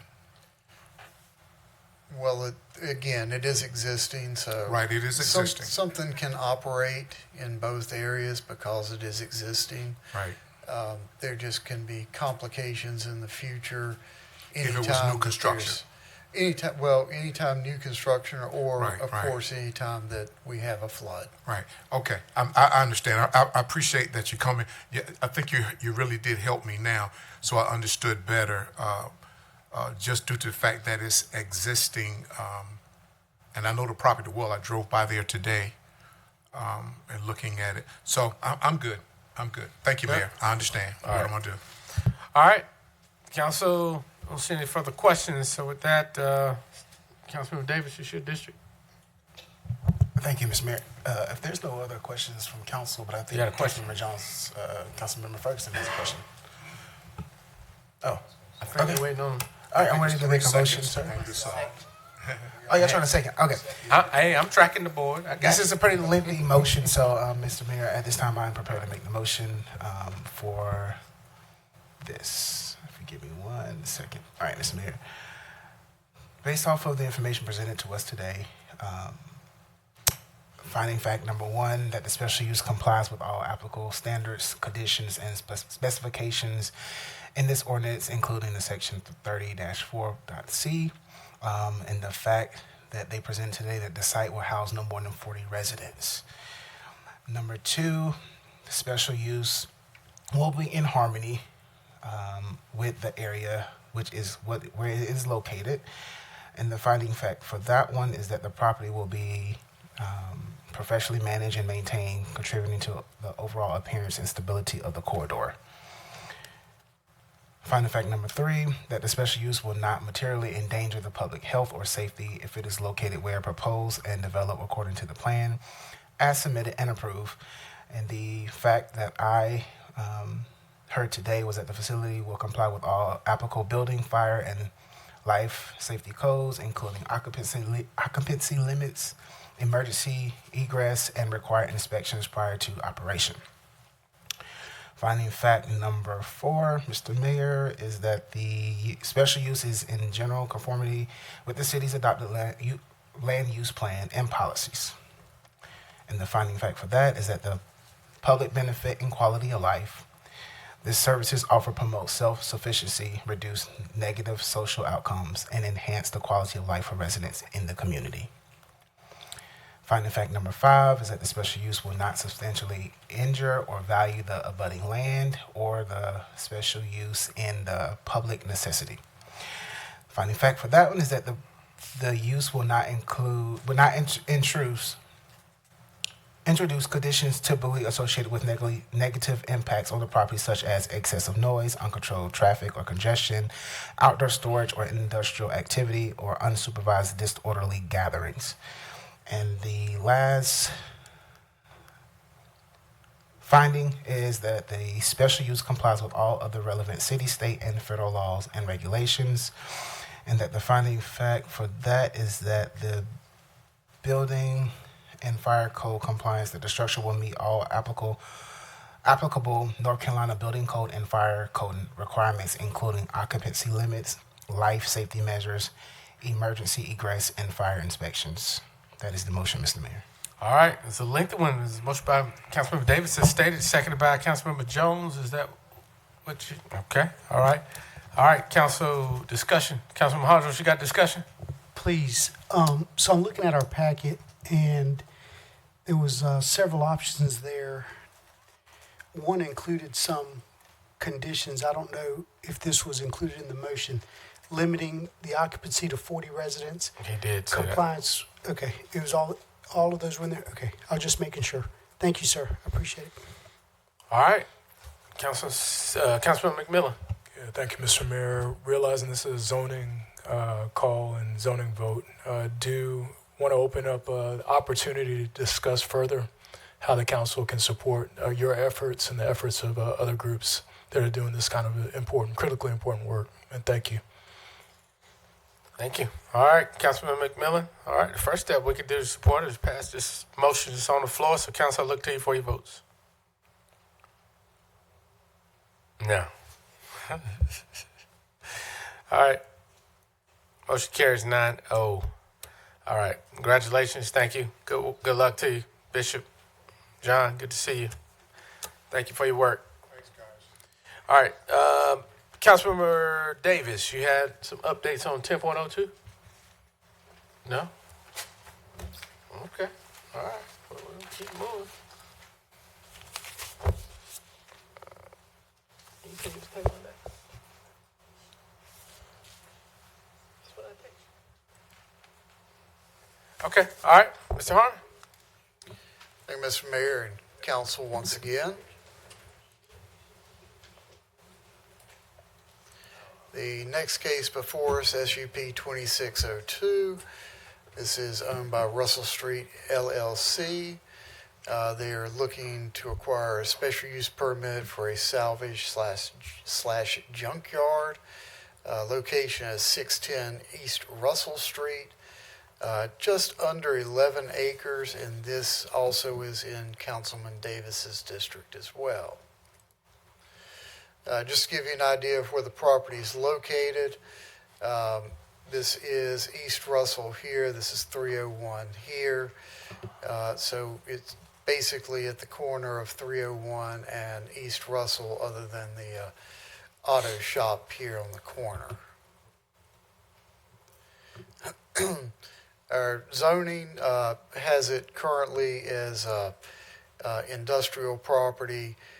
It does border some MR5 properties around and some other industrial properties across the road from it as well.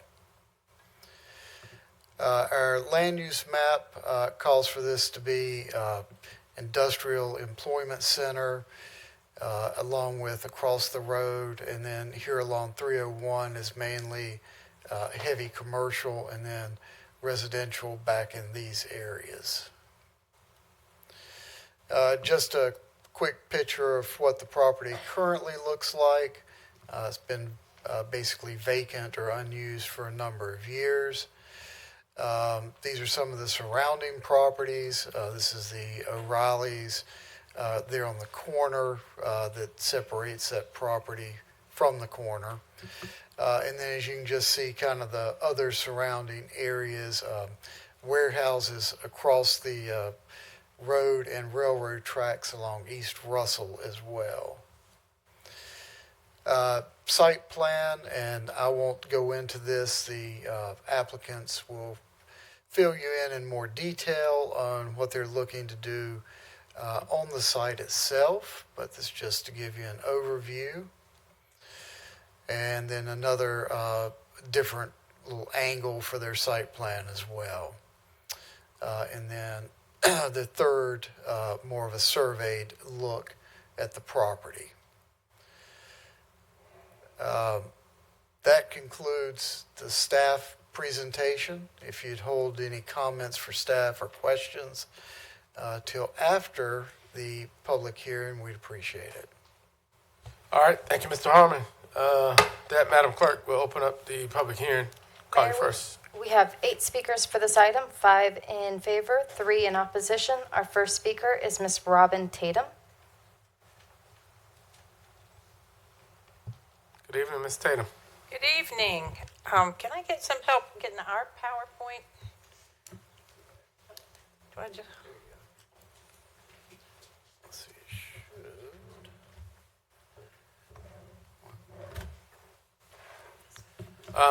While they're doing that, Madam Attorney, you want to update us on one of the attachments, or there was an update on the packet, correct? Yes, thank you, Mayor.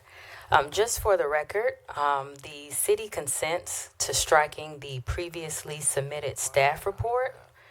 Staff's presentation should be factually only and should not include any recommendation. And just as a reminder, council's decision should be based on the evidence presented during this hearing. Thank you, Mayor. Oh, there's another one. Okay. Thank you. Okay.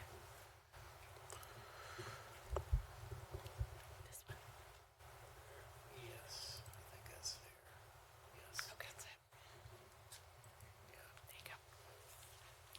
Okay, thank you. Sorry for that delay. Good evening, Mayor and City Council.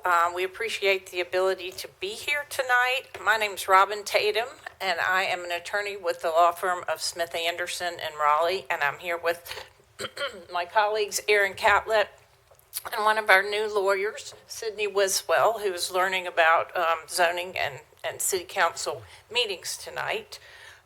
We represent the applicant, Russell Street LLC, which is the applicant. We have the president of the company, Mr. Dan Wall, here tonight. Mr. Wall and his family live in Wilmington and have owned and operated these types of facilities across North Carolina for 20 years. Before we get started, what I would like to do, with your permission, is we've put together some notebooks for you that have the exhibits that we're going to present, so we don't have to keep getting disruptive. It also has our application and our sketch plan and some UDO provisions and things of that nature. I'm also, Madam Clerk, going to hand up the originals for your records as we go Jennifer, you want Ms. Sabina or Paula to help cover it from this end? Yeah. Now, as she's doing that, I'm just going to give an overview of what we think the evidence will show tonight and what our position is, and then we're going to call 3 expert witnesses and Mr. Wall if that is needed.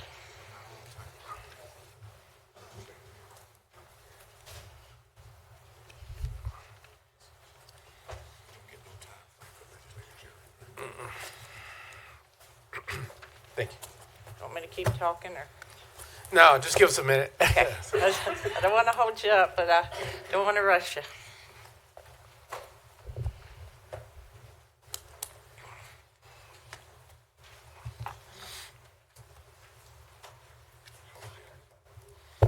All right, Madam Attorney, we're ready for you. Thank you so much. This is just a little bit of information about the property. Mr. Harmon has already told you where it's located. It's 610 East Russell Street. It's about 11 acres and it's zoned heavy industrial. From all of our research, it appears that this heavy industrial designation has been there for a very long time. It's also been vacant for quite a while. And I wanted to give you a little bit of a background about how we got here tonight. The applicant purchased the property in 2023. It had been on the market for many years. It was marketed as an industrial site, and as I'll get to in a minute, that's really all you can do on the property at this time because it's zoned heavy industrial. It doesn't allow most other less intense uses. So it was vacant and in disrepair, and our client bought it with the hope that they could either rent it to some industrial user or clean it up and make it in better repair. But what happened was that there is a lot of vandalism and there's a lot of trespassing and a lot of issues that make it difficult to repair and redevelop the property unless somebody is actually there every day operating a business. So if there's no tenants and there's no business, then what happens is nothing ever gets better. So why we are here today is I had some discussions with the city and suggested that the best way to get this property cleaned up and in operation is to actually ask for a special use permit so that we can develop it in accordance with the building code and with the UDO and have an ongoing operation there so someone's there on a daily basis. And so that's why that we're here tonight. Now, with respect to the slide, I do want to emphasize about the heavy industrial zoning. In your zoning ordinance, this is the most intense district that exists in the city of Fayetteville. And it is established and intended to accommodate heavy manufacturing, assembly, fabrication, processing, and other industrial uses that may be large scale or have extensive exterior movement of vehicles, materials, and good, and a greater potential for adverse environmental and visual impacts. So that is the zoning district that we are working with, and that's the only one that we have the ability to develop under at this time. I do want to tell you under the table of permitted uses that the heavy industrial district does not allow single-family housing. It doesn't allow multi-family housing. It doesn't allow restaurants, no hotels, no entertainment except adult entertainment by right. No other indoor entertainment is allowed. But the things when you look at the table that are permitted, they're very intense. It's heavy vehicle sales and services. The extraction industry, which is mining and quarrying. They allow industrial services and even high impact and hazardous manufacturing. And these are things that you don't need a special use permit for, although they have some standards. So in order to get this parcel up and running, we have to work within the confines of that zoning district. Now, the comprehensive plan also designates this as what they call industrial and entertainment, and it's employment. I'm sorry about that. And it's pretty consistent with the heavy industrial designation. And it basically says that this is the place where we want the most intense uses at this time. Now, if it was zoned differently, we would have more options, but the fact is that it's not. Now, if you look at the heavy industrial district, the only place that you can do is salvage and junkyard, and I wish it had a better name, because there are benefits to salvage, your definition of salvage and junkyard, but unfortunately, that's what we're stuck with. But I do want to point out that that's the only place that you can do it in the city, and only with a special use permit. Now, I just wanted, and I'm sure I'm probably telling you things you know, but I did want to go over what a special use permit is. And it is when a use is allowed as a special use, then it is permitted so long as we can come before you today and present substantial, competent, and material evidence that the standards in the ordinance are met.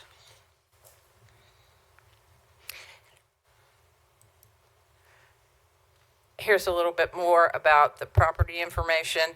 Again, it shows the industrial employment area and the requested use. You can see that it is in an area that has other heavy industrial around it and a lot of the adjoining areas. And the surrounding uses right now, we went through there today. There are other high-intensity uses: an auto parts store, an auto body repair business, self-storage, window tinting service, and electrical contractors. There are some residential properties. There are buffering requirements for that. We actually have proposed to not only meet, but to enhance those so that there's no adverse impacts. Again, we were talking about, let me go back.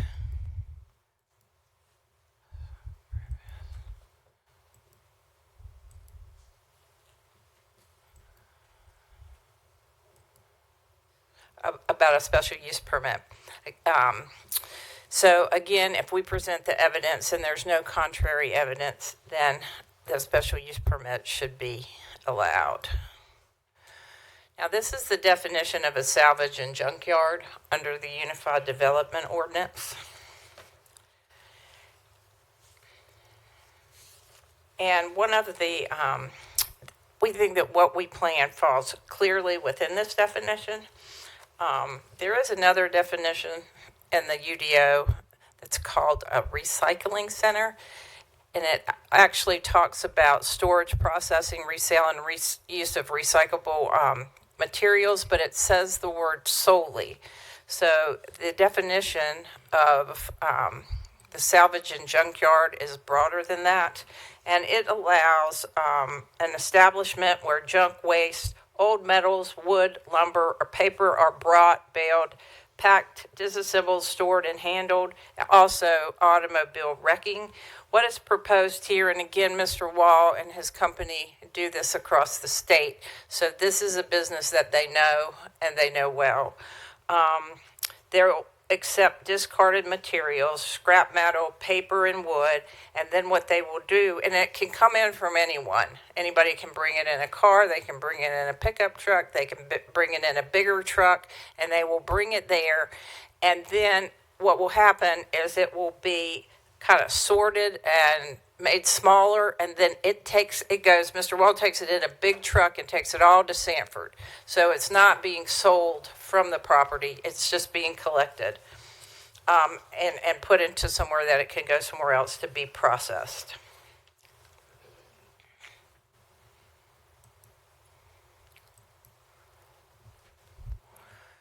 If there's any doubt about whether that it can be a recycling center or a salvage yard under North Carolina law, it's if you can fall in two different categories, then the property owner gets to pick whichever one that they would like, and they can pick the ones with the least restrictions, because you cannot, if you have someone that falls two places, you have to give the benefit to the property owner. Now, there are 6 special use permit standards. I'm going to go through and say what they are and then kind of tell you what the evidence is. As you probably know, there are certain topics that require expert testimony. One is whether the value of property will be affected. We have an appraiser that will testify to that. Another one that needs an expert is anything having to do with traffic and traffic safety. We have a traffic engineer here tonight. The other is any other area that requires expert testimony in court. We do have our environmental engineer here who designed the sketch plan and can go through that and testify as to why, in his expert opinion, he believes all of the standards can be met. Go back. Okay, the 6 standards are, just quickly, that the special use complies with all the applicable standards, conditions, and specifications in the ordinance, that it will be in harmony with the area, that it will not materially endanger the public health or safety, that it's in general conformity with the city's adopted plans and policies, that it will not substantially injure the value, and that it's substantially injured the value of abutting land, and it complies with all other rules and regulations.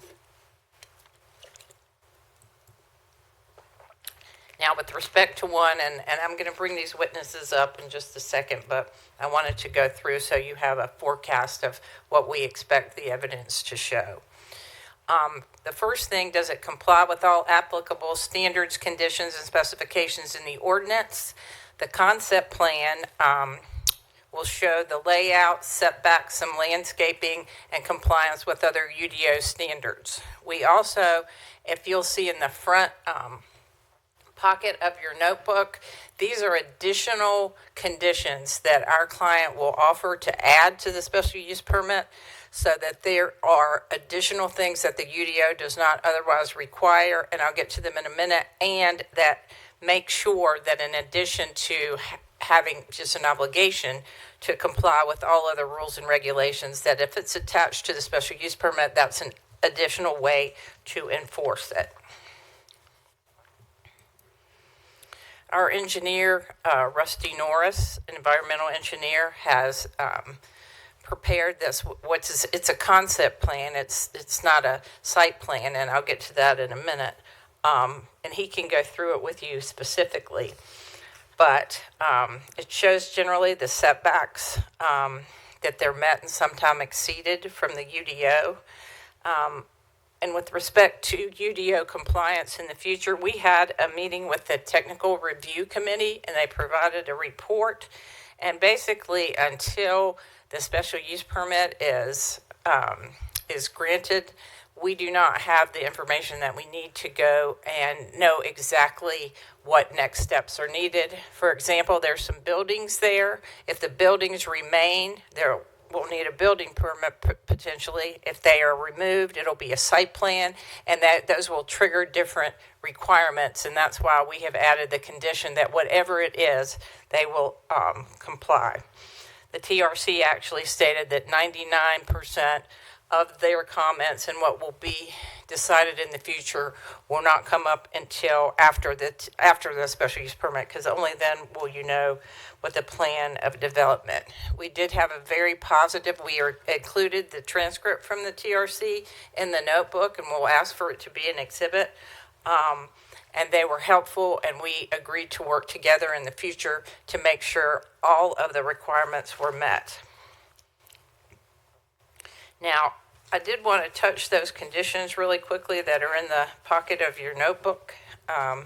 And we've agreed to make conditions of the special use permit. And the first is that the salvage and junkyards shall be in compliance with all applicable standards, conditions, and specifications of the UDO and the state and federal law at the time of development. As I said, we're required to do this, but by adding the condition that not only would it be a violation of the law, but it would also be a violation of the special use permit. The second is that the property owner will install a new 6-foot tall screening berm along Russell Street, and that will have trees planted on the top to 4 or 5 feet, and that is in this area right here. I'll let Mr. Norris talk about it, but that is something that UDO does not require, but that will visually protect and buffer the Russell Street side.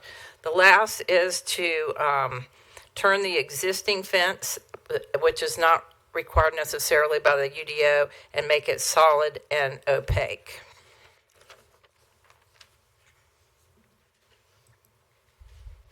Second standard is that it has to be in harmony with the area. In North Carolina, there is something called a presumption of harmony, and what that means is if it's listed as a special use in the zoning district, that there is automatically a finding of harmony unless there's substantial, competent, and material evidence against it.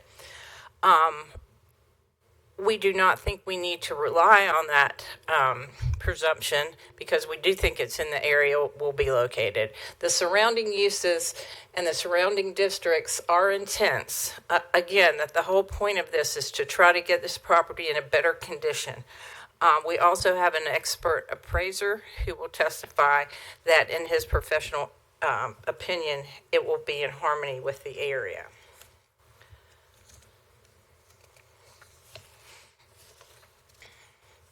The next is, and you saw this in your previous hearing, is that the use will not substantially or materially endanger the public health or safety.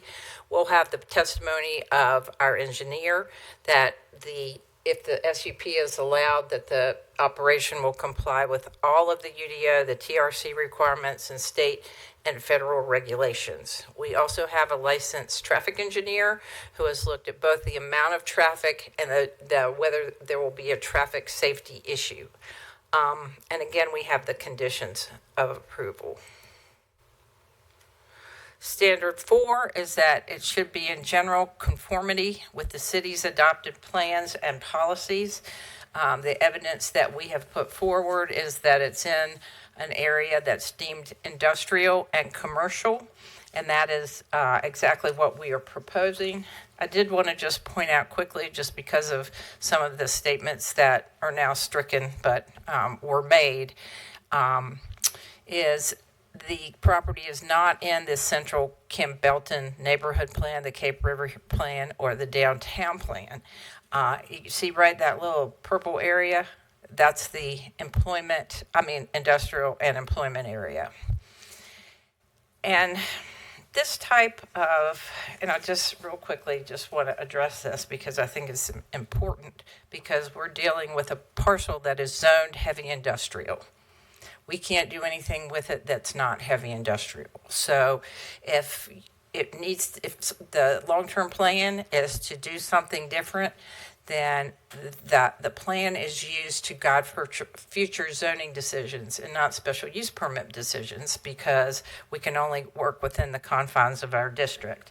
And that particular standard, consistency with with a comprehensive plan, has been in ordinances for decades.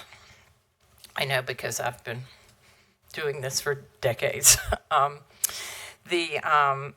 But recently, within the last 5 years, the statutes and the court cases have said that you can't turn down a special use permit because of inconsistency with the comp plan, because it's only a policy and it's not a law.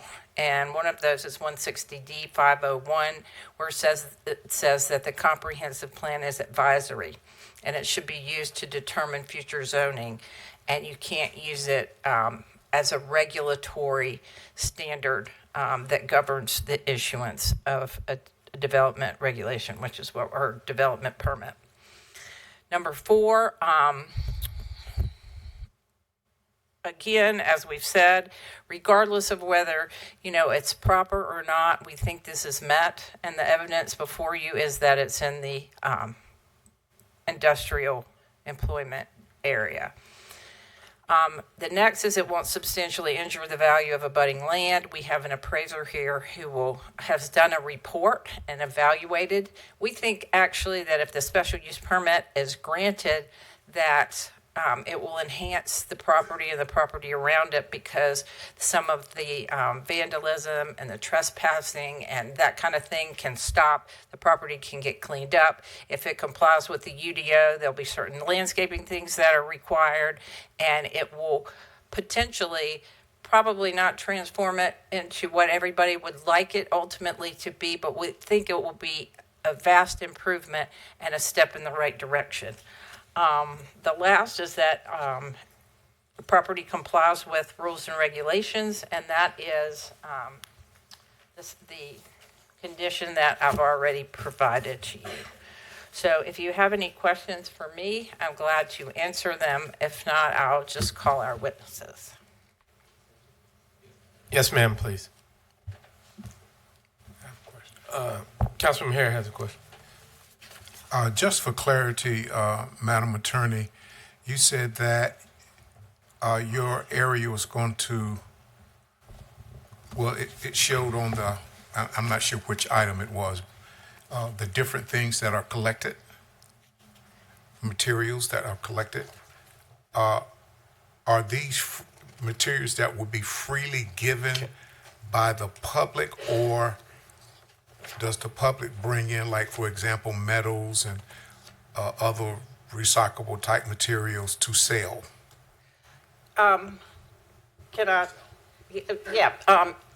Yes, they will purchase the items from the public. Okay. Thank you. Right. They will purchase it from the public, and then, but the public doesn't buy from that location. No. You answered me already. Okay. All right, Council, what we'll do is we'll give the proponents time to call their witnesses, and then do the same for the opponents, and then we'll try to catch questions. So if you could proceed. Okay. And I'm going to ask some questions, but I'm also going to let our experts do their own talking, because they know better than I do. I'm going to leave this up. I'm going to call Mr. Rusty Norris, please.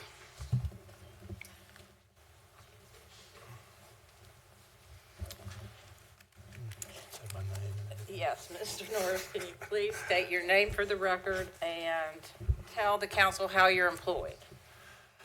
Roland Blair Norris II, and I am the owner of ELM Site Solutions. And what is ELM Site Solutions? We are a civil engineering and environmental engineering and consulting firm. Okay, I'm going to hand you what's been marked as our exhibit, or Russell Street Exhibit 1, and ask if you recognize that exhibit. Yes, ma'am, I do. And what is that? It is a summary of my affidavit about the use of this property to meet the UDO, as well as a CV of my detailed experience and the site plans and sketch plans that have been presented thus far. Okay, and you said Exhibit A is your CV, and for the council's purpose, that's at tab 4A of your notebook if you want to follow along. And can you describe your educational background and experience? Sure. I am a licensed professional engineer and a licensed professional survey with license issued by the state of North Carolina. I have a Bachelor of Science degree in civil engineering from NC State, and believe it or not, 40 years of experience doing these type of projects, both in the civil engineering arena and environmental engineering and consulting arena. And does your work include assisting with preparing site plans and getting permits for this type of facility that's been in front of the council? Yes, we designed multiple solid waste facilities, including transfer stations and metal recovery yards, like what's being proposed here in the salvage and junkyard project. Okay. were you involved in preparing the special use permit, in this case, the application? Yes, we were. We reviewed the UDO for conformance, and we worked with the owner, Mr. Wall, on his desires to operate the facility and the logistics to do that, and then we developed a sketch plan in front of the council here based on that. I would like to offer Mr. Norris as an expert in environmental and civil engineering and ask that the council accept that. So one of her witnesses, correct? Yeah, okay. Okay, thank you. Just a couple of other things. Can you take a look? So I think you testified part of your analysis was determining whether this particular operation, including the sketch plan and in the future, would be able to comply with the UDO requirements. Yes, I reviewed the UDO requirements for the heavy industrial sector, and we will meet all those requirements. Is there any state review required? For a salvage and junkyard, the solid waste section does not require permitting under their jurisdiction, but we will need to get stormwater permits from the state of North Carolina under the DEQ stormwater program. Okay, and do you remember what the technical review committee told us about future compliance? Yes, we did a cursory review with the TRC so we could understand what the city requirements would be, under the UDO relative to planning, engineering, infrastructure, and we went through the details of that in our preliminary meeting and found that we would be able to meet all the city's requirements for that. When the time comes. When the time comes. Okay. Can you just, without me interfering, kind of go through you can use your cursor and kind of show what this sketch plan shows? Sure. What we have here is we have in red are the existing buildings that are currently underutilized. On the drawing, you'll see a dashed yellow line, which is all of the required setbacks for the project. Robin pointed out along Russell Street, we plan to enhance the buffering at the project above the UDO standards by putting an earthen berm there with ornamental plantings and whatnot. And we also are committing to enhancing the fence for privacy around the facility. And what about these trees that exist? On the westerly side, we have a pretty substantial tree canopy there, and it actually exceeds what the city UDO requires. So what we intend to do is work with the technical review committee to confirm that and be able to use that buffer that's existing with nice sized canopy trees versus starting over with smaller trees for the screening. And based on your review of the UDO and this site and your professional qualifications, is it your opinion that this particular application will comply with the UDO and other requirements? Yes, ma'am, it will. And would you mind reading paragraph 13 of your affidavit into the record? Sure. Based upon the above facts and upon my training, research, and experience, it is my professional opinion that the proposed salvage yard will be in compliance with the applicable standards, conditions, and specifications of the UDO, as well as state and federal law requirements at the time of development. Additionally, the special use will not materially endanger the public health or safety if located where proposed and developed according to the plan as submitted and approved. Okay, thank you. What I would like to do now, if I could, is to admit Exhibit 1 into evidence and provide it to the clerk.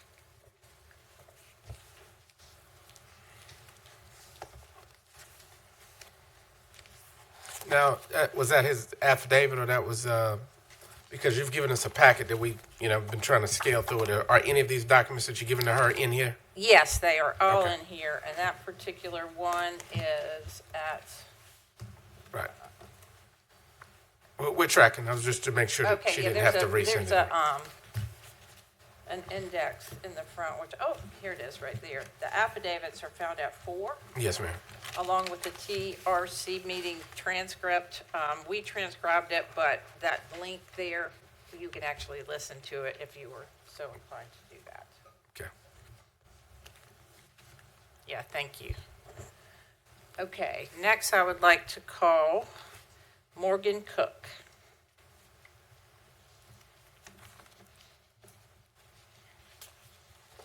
I may have to put this down. Hi, Ms. Cook, can you state your name and address for the record? Yes, my name is Morgan Cook, and my address is 421 Fayetteville Street, Raleigh, North Carolina. And how are you employed? I am employed with Kimley Horn and Associates in Raleigh. Okay, and what is Kimley Horn?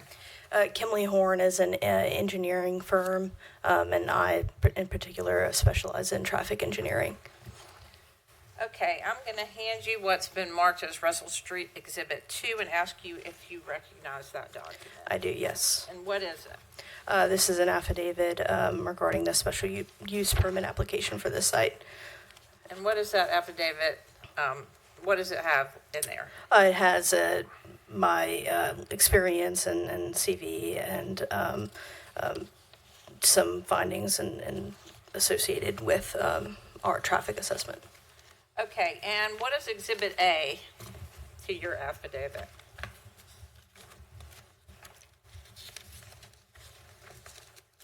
Exhibit A is my qualifications, and associated with that is my professional summary and education and professional licenses. Okay, can you tell the council about your education, your licensing, and your experience in traffic engineering? Yes, I have an engineering license in the state of North Carolina, as well as a Bachelor of Science in Civil Engineering from Louisiana State University. And my experience is I have about 7 years of experience in traffic engineering in the state. Okay, and what is, as a part of your report, did you also prepare, or your affidavit, did you prepare a report? Yes, I did. I prepared a traffic assessment for the proposed site. Okay, and I'm going to ask you to please summarize that and at Exhibit B and explain to the council what you did, what you studied, and what you found in your own words, and then we can follow up. Exactly, yes. So what I've done is I've prepared a traffic assessment for the site, taking existing daily traffic volumes and then adding on not only the site traffic, but also some future growth to see the impacts of that and to ensure that they are within NCDOT level of service standards. And then we also performed a safety analysis for this site as well to see what safety incidents were found in the site through NCDOT's traffic engineering accident analysis system program. And we were able to find that the incident rate was below the NCDOT thresholds for that as well. I'd like to move to qualify Ms. Cook as an expert in traffic engineering. Yes, ma'am. That's right. Thank you. Okay. Do you know where the property is? Yes, I do. It's 610 East Russell Street. And have you actually been there? Multiple times, yes. Okay. So, and you are aware of the proposed use? Yes, salvage and junkyard. Okay. So I think you said you came, what were the questions? You had 2 questions to answer? Correct. Just making sure that this site does not adversely affect the health and welfare of the public. Can you please read, well, first of all, can you read, you've got your report here, just to read into the record.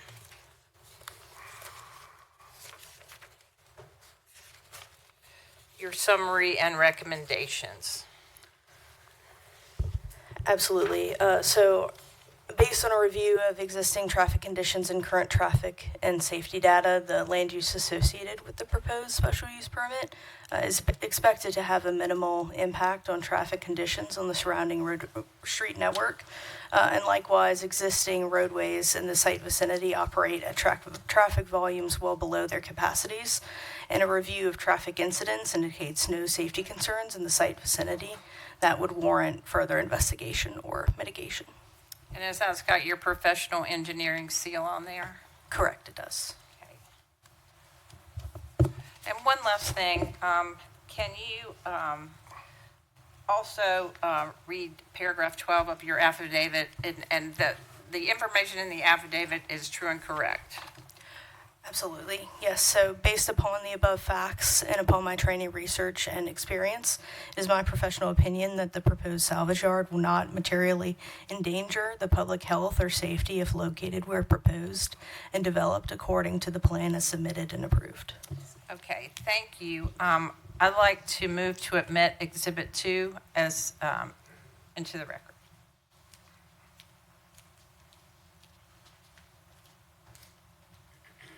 That's all I've got. Okay. Next, I'd like to call Ryan Shively.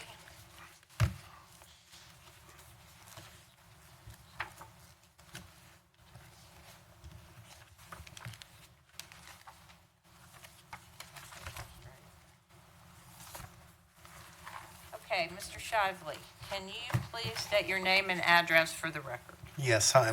My name is Richard Ryan Shively. I live at 2508 Brant Forest Court in Greensboro.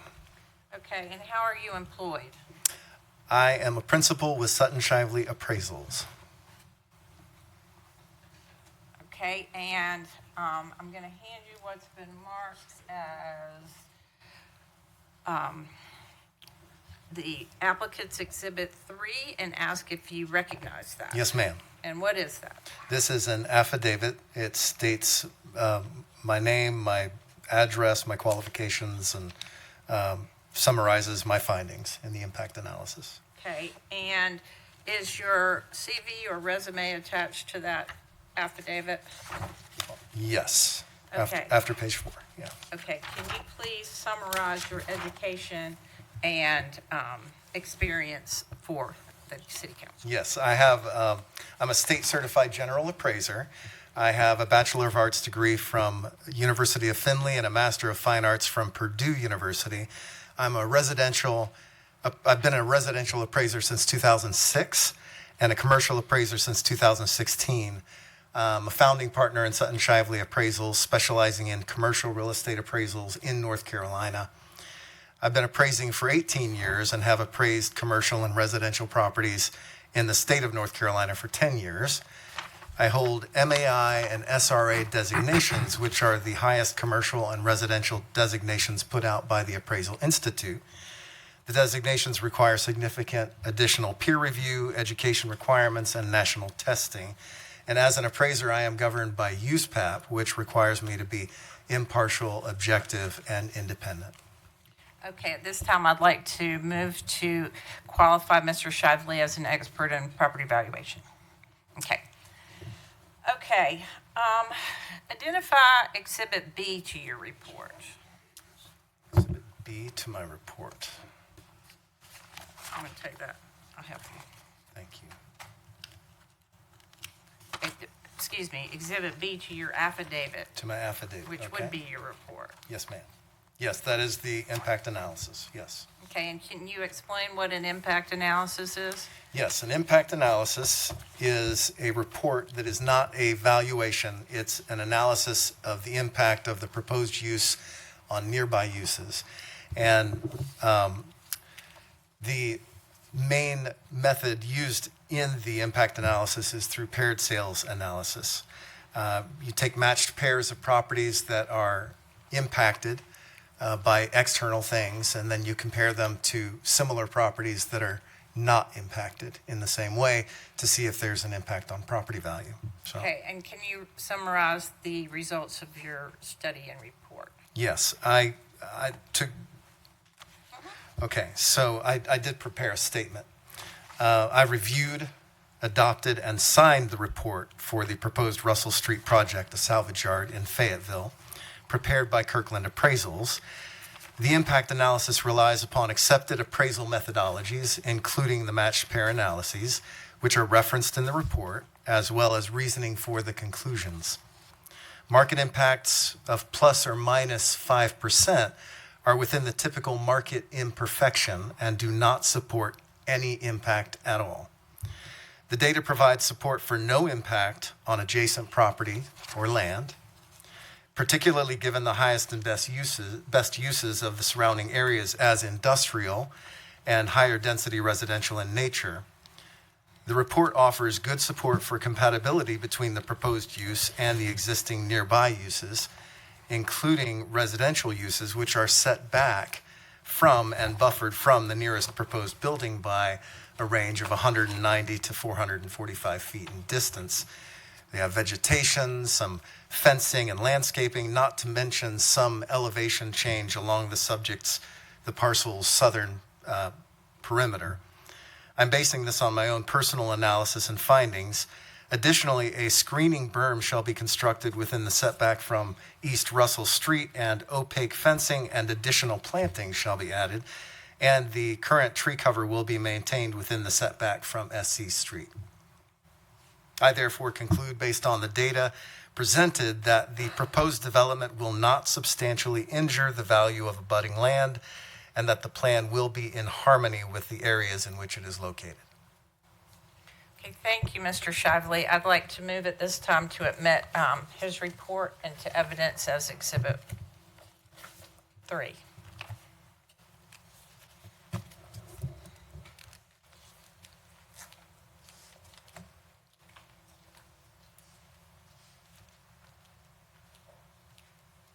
Okay, we're good.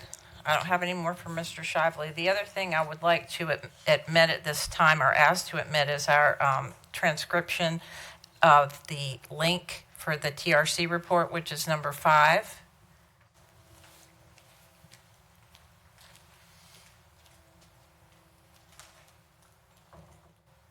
Okay, we have one more exhibit, which is the affidavit of Mr. Wall. I think that I would rather just wait until we close and you have questions and let him answer any that you have left. Everything that we've said as summarized the position and presented the evidence, but if you have any specific questions unique to this operation, he can be available. All right, Mr. Wall is the actual applicant you're representing, correct?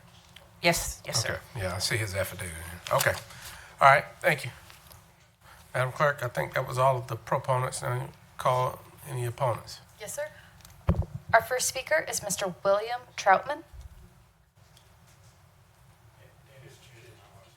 Okay, yes, sir.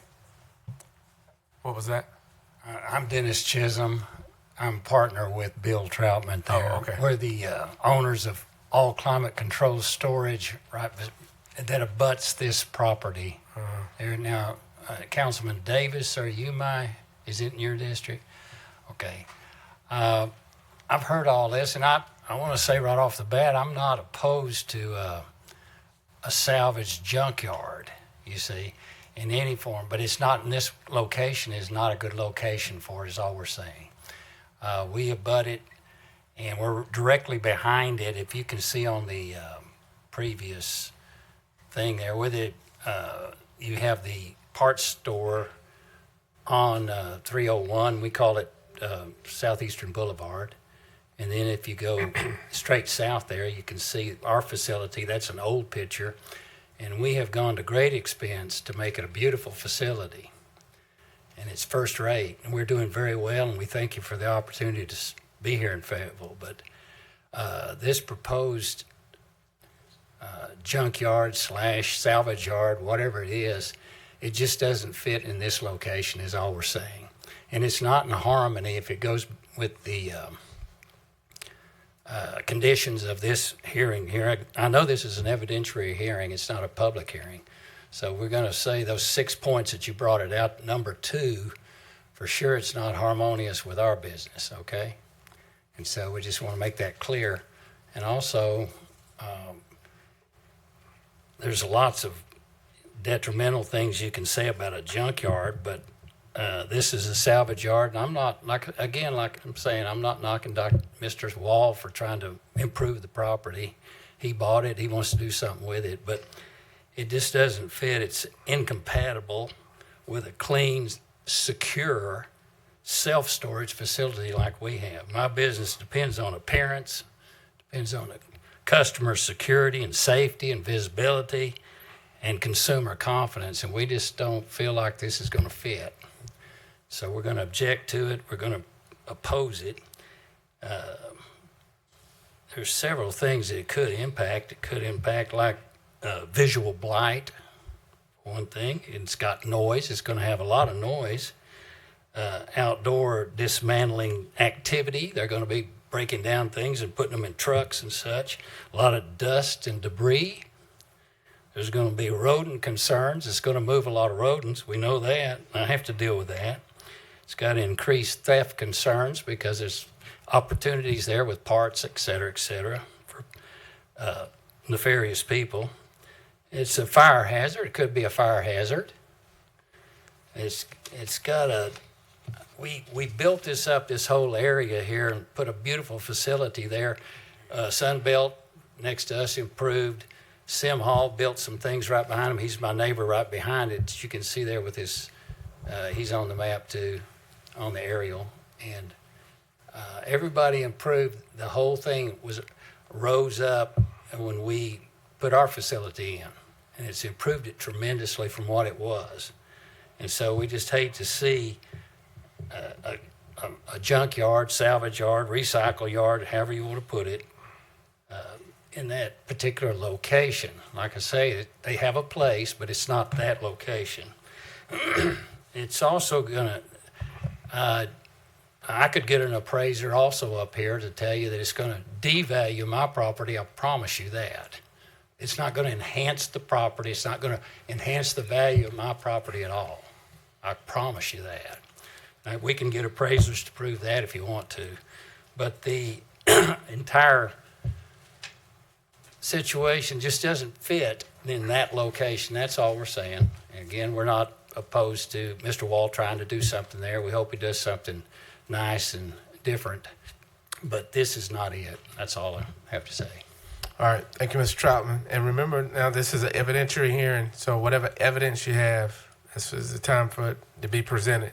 Okay. And so as you bring that, we've got strict guidelines on it. I just made my points there. Yes, sir. I got you. I was just saying if there's anything to admit or give copies of that supports your position. But thank you. All right. All right, Madam Clerk.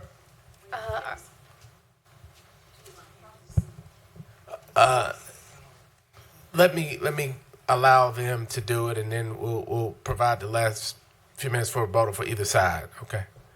I just wanted to be able to cross-examine and ask a couple questions. All right. All right, Madam Clerk. Our next speaker is Ms. Blanche Chisholm.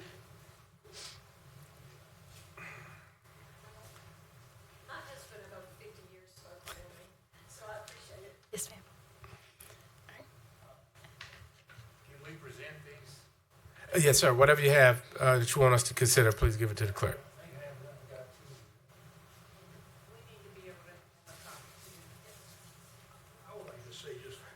Are you Mr. Troutman? I'm Troutman. All right. It's your turn. Yes, sir. Yeah. I operate a recycling company also, and we reprocess printing equipment, very large printing equipment, and we liquidate large printing companies. And we had to, when we're recycling, there's a lot of work to do to this environmentally to protect everything around us. We have to make sure all oil is drained, everything, all barrels are clean, every chemical is accounted for. There's quite a bit of things that have to be done. So I have since moved away from that and went to paper recycling because it's much cleaner. I chose not to be in that type of recycling business. Also, I kind of look at it where you're located at. This junkyard's going to be 0.8 of a mile from here, right here, your location. Do you want that here? I don't think so. I don't want it. I don't want it where it's at, because I look at it as going to be a 20% devalue our property straight away. We put millions of dollars into this property. And if you would take a look, they've avoided taking pictures of the more gentrified area. If you drive out there and take a look, you would see that we made a great improvement, to that area. And if you have any questions on recycling, I can get quite a bit of information. We still do it, but we hire a company professionally to move it. We do not have it on our property. It is moved to a facility that is qualified to take care of all those needs. We just take less money for the recycled material. I don't want to see this there. You're going to have oil leakage. You're going to have, I know what happens. You don't know what employee is going to be out there and how much he really cares about Fayetteville and what kind of contamination that he's going to cause. This is not good for this, for your city. It is sitting in your back door of downtown. You want to build out. You don't want to have this there. So do you guys have any questions for me on this? Not at the moment. I would like to allow a cross examination by Attorney Tatum. So, Madam. Just real quick, excuse me. I'd like to object to the submission of this on value. Under North Carolina General Statute 160D 1402, you have to have an expert to testify as to value. It's also not signed. We don't know who prepared it, where the information came from, and it can't be used to rebut our expert report. I actually have an expert. If you believe in artificial intelligence, this is my source. So, so we're looking at hundreds. So, I'm sorry. We needed you here a few meetings ago. What's that again? All right. Thank you, sir. Okay. Thank you very much. All right, Madam Attorney Tatum, did you have any other cross-examinations or questions? Just a couple of questions. For Mr. Chisholm, first of all, well, both of them actually. So, okay. So I just wanted to clarify for the council. So it's your position that the Harmony standard isn't met? Correct. Is there any other standard you claim hasn't been met? Well, we pointed out all those other things that could have affected the value for sure. Okay. There's no doubt about it. Okay, but you don't have an appraiser here today? No, I don't have it with me, no. Okay. And the other thing is you stated that you were worried about noise and rodents and all of those types of things. Do you know for a fact if Mr. Wall complies with all of the required laws that this will happen? I don't see how he can keep from, but I know salvage yards. Bill's been in the business. The noise, the dust, all that's going on, it's going to happen, period. You can say it won't, but it will. It'll be there. Do you have any facts or evidence that supports this particular operation? Just the experience of seeing it in the past. Okay, but you don't Do know you about... agree, Bill? Okay. Mr. Troutman, we have to get you one at a time, okay? So I'll get you. I thought she called both of us. I'm sorry. She was pointing to me. All right. I just want to know if there's any evidence that this will happen at this in the future. That's what I would like to know. I don't have evidence until you do it, but then it's too late. Okay. That's why we're here objecting. Okay, and you know that Mr. Wall's property is zoned industrial, correct? Yes. And your property is not zoned industrial? No, it's not. Okay, so his uses are more intense than your property is allowed. Right, but he abuts us. Okay. And he abuts Mr. Sims, who I called him tonight, and he's been very ill. He can't make it, but he's objecting also. Mr. Sims right here, this property. Okay. All right. I don't have anything further. All right. Thank you. Councilman Davis, you had questions for? Yes, sir. Thank you, Mr. Mayor. I guess my first question would be for Madam Attorney. Based off of what his last response was in reference to the property abutting his property, will there be any buffer between, the abutting of his property?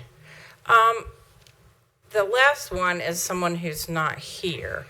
There are buffers. What we have presented is a condition that says we will comply with all of the buffer requirements, all of the requirements in the UDO, all of the state requirements, and there are buffer requirements, and they're laid out on this particular sketch plan.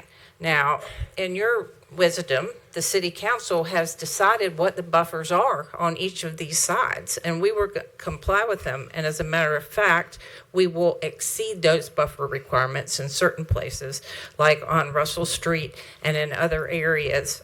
So it will meet or exceed everything that the city council has decided needs to be buffered. And the buffers are different.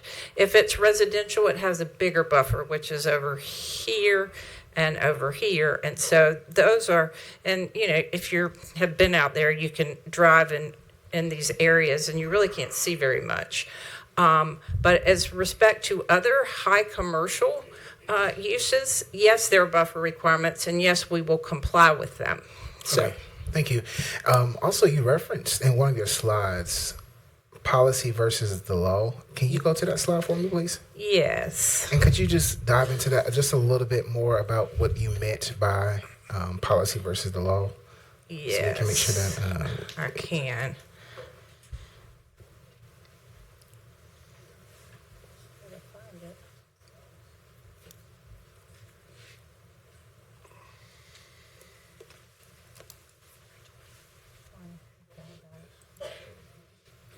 Okay, one of the standards is inconsistent. Is there substantial consistency with the comprehensive plan? And the comprehensive plan, according to the UDO and the state statutes, the state statutes had never until 2001, with the enactment of 160D, which is the state statute that governs zoning and land use. Before 160D, the general statutes just said you had to zone in conformance with a comprehensive plan. Nobody really knew what that was. Nobody knew what it meant, but it was used generally to guide future zoning decisions. So you would say, I think this needs to happen in this area, and then as people would come to rezone it, you would decide whether or not that was compliant or not. And as you probably know, because you do a lot of rezonings, is that you don't have to have comprehensive plan compliance to rezone or to deny a rezone. So what 160D did was explain that, and this is a quote, comprehensive plan shall be advisory in nature and without independent regulatory effect. Plans adopted under this chapter do not expand, diminish, or alter the scope of authority for development regulations. And there's a case that was decided that the one from American Towers basically says the same thing as the presumption of harmony, which is if it's included as a special use, then there's a presumption that it complies with a comprehensive plan. But what the school deaf case decided in 2022, which was after 160D, that because it's a policy and it's not a law, that you can't decide a special use permit decision against the applicant because of plan inconsistency. And we struck we asked to strike the report as we did earlier because there was a suggestion that there was comp plan inconsistency because there wasn't housing, commercial, retail, there wasn't things we couldn't do. So it's our position that you can't say it's inconsistent with the comprehensive plan because you can't develop something that it's not zoned for. So that's where we are on that. We do think that the evidence we've put forward, I mean, that doesn't matter because everything we've put in the record shows that it's zoned for industrial uses and that the comprehensive plan designates it as industrial and employment, which is for the most intense. I'll read that for you. Right here, that should be IC. It's for high intensity, non-residential uses with high impact or likelihood for nuisance. So we believe that, you know, regardless of whether it's a policy or not, that we comply with it. And this is the type of use that is contemplated for this area and that if that's not going to be the council's desire in the future, that's fine. But the way it's written right now, that our choices are limited, and this is one that's within it. Thank you. My last question, before I give it back to you, Mr. Mayor, can you address any of the environmental concerns that have been brought up today?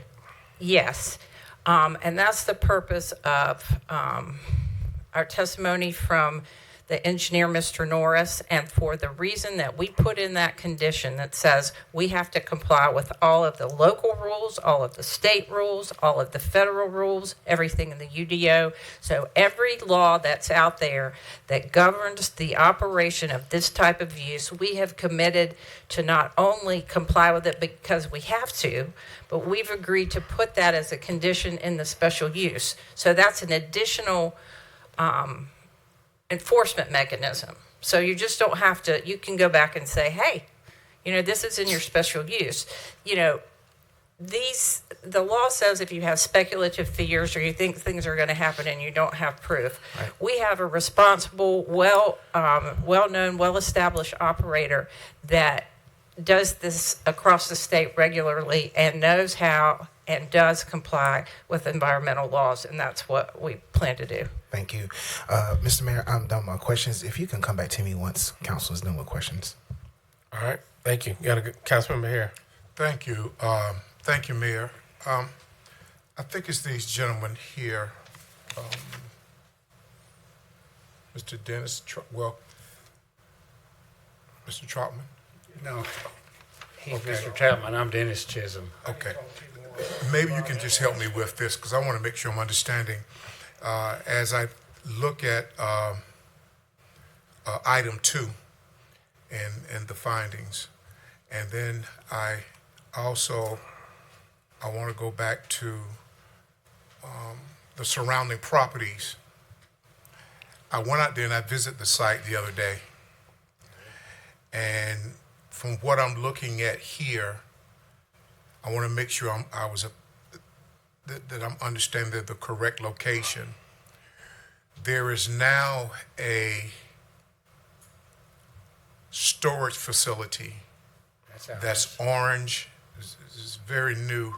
Not orange, no. Well, it's a light color, right? Orange. Okay, whatever the color is. Whatever the color is. Yeah. Whatever the color is not in the photos.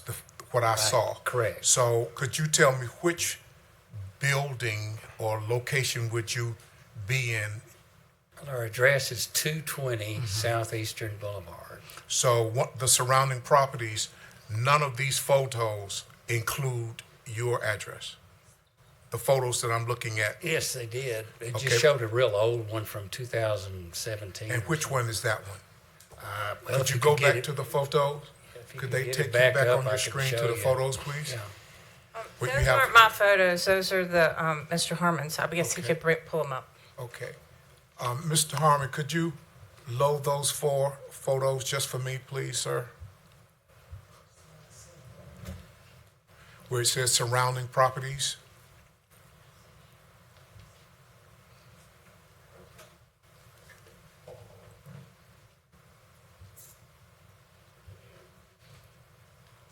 Okay.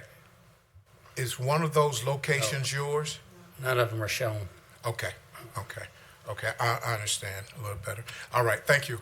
All right. Councilman McMillan. Yeah, thank you, Mr. Mayor.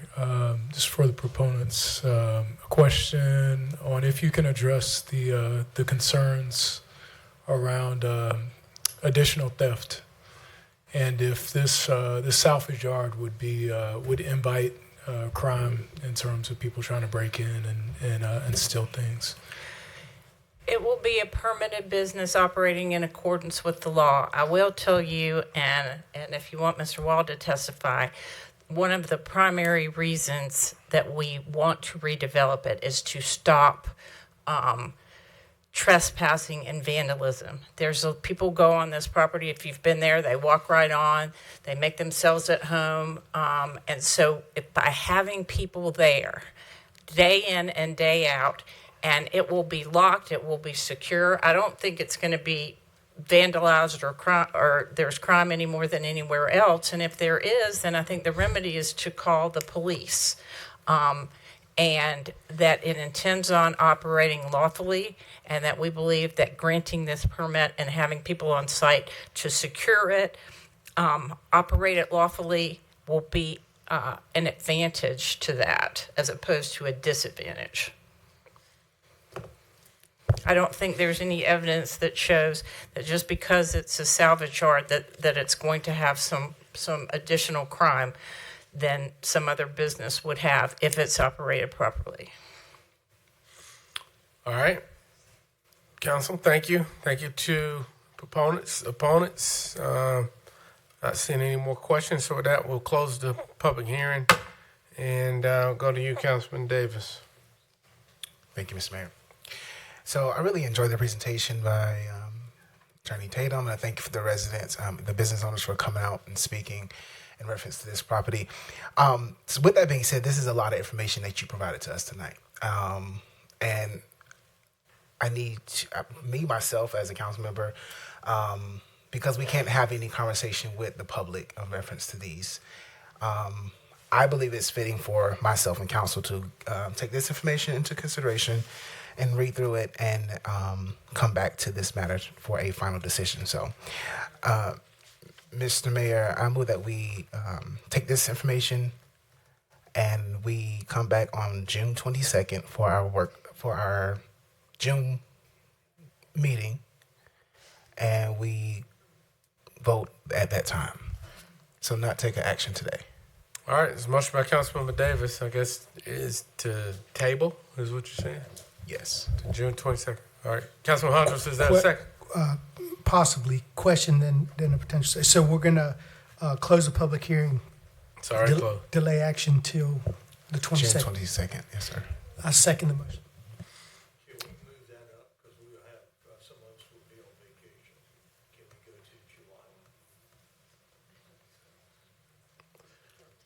We'd really like to have a decision, Your Honor.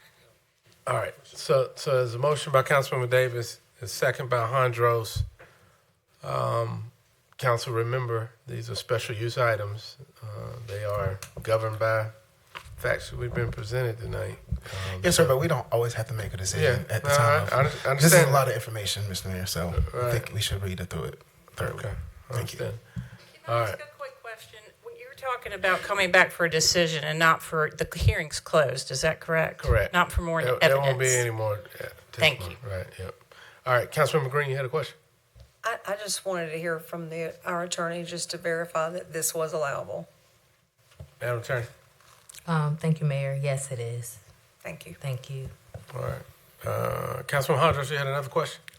The only, yes, sir, thank you, Mr. Mayor. The only other alternative, I think, there was a question about the June 22nd date. We can do June 8th, either or. I'm okay with either. June 8th is fine. So I amend my motion to table this until June 8th. Second. All right. Council, any other comments or questions? All right. And Councilman Davis, what's the purpose of what you're saying? You're going to verify the evidence that has been presented? We got to go through this book and look at it and consult with the city attorney as well. Thank you. All right. Yeah. All right, Council, I'll look to you for your votes on that. And this is to June the 8th.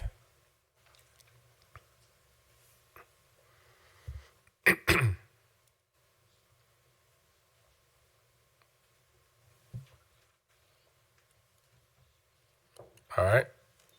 June 8th, we'll have this item prepared and heard. All right, thank you. All right. Council, we still have... All right, let's still have two staff reports. So let's take a 10-minute break.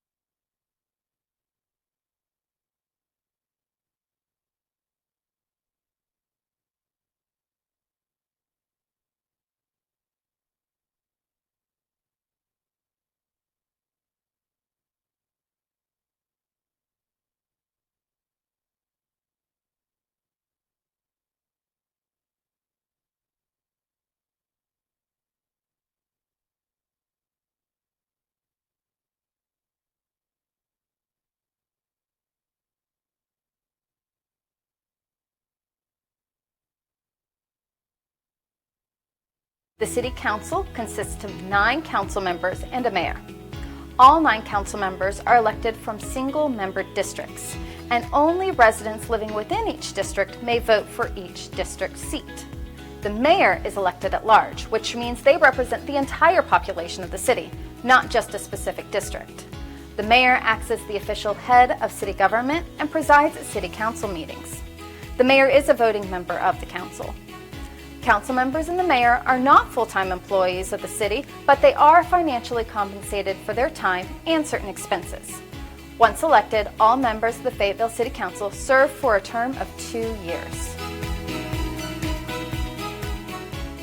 If you're opening a business in Fayetteville, there's an important step you may not know about, but skipping it could cost you time and money. Before you move into an existing building, the city requires a review to make sure the space meets existing building codes. It's called a change of occupancy classification or a change of use, and it's required by state law. Here's what business owners need to know before they sign on the dotted line. So these are occupancy classifications assigned to a business on what a business does. This has nothing to do with zoning classifications or anything. It's a whole separate animal. Trying to make sure that the key life safety elements are in place or need to be upgraded. The occupancy classification is a list of categories of what you use the space for.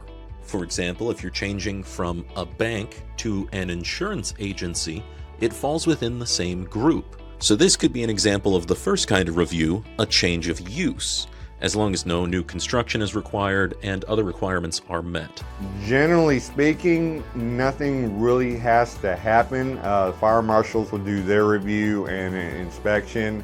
Our stuff is strictly administrative. But the most common thing we see on a change of use, now these are no construction applications. Basically, they've got a building, it's empty, I'm gonna move in, I'm not gonna change anything. So move-in still requires a review. But if an insurance agency were to change to a retail space or a restaurant, these are in different classification categories, so you'll need the second version of review, which is a change of occupancy classification. And when the use changes, state law may require new additions to keep up with how many people the code expects you to have. With the new business going in there, it changes the occupant load, how many people are being there. Now, probably the most common one we catch is you need a new bathroom. And of course, if those bathrooms aren't accessible, now you have to build an accessible bathroom. So it can get kind of expensive, and it's required by law, by code, to do this first. Some find out too late that their current classification doesn't allow the use, or that costly upgrades like fire alarms and sprinklers are required before opening.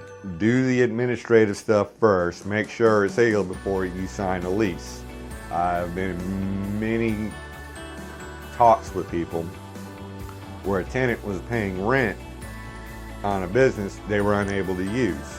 To help business owners navigate the process, the city has created a step-by-step guidance plan. On the City of Fayetteville's Permits and Inspections website, business owners can find a section called Businesses Moving Into an Existing Building, including a consumer guide and sample plans. City officials emphasize that these reviews aren't meant to slow businesses down. They're designed to protect customers, employees, and the business owners themselves. Completing the review early can help avoid unexpected costs and get your business open that much quicker. For more information, visit fayettevillenc.gov/permits. With your Fay TV News, I'm John Salling.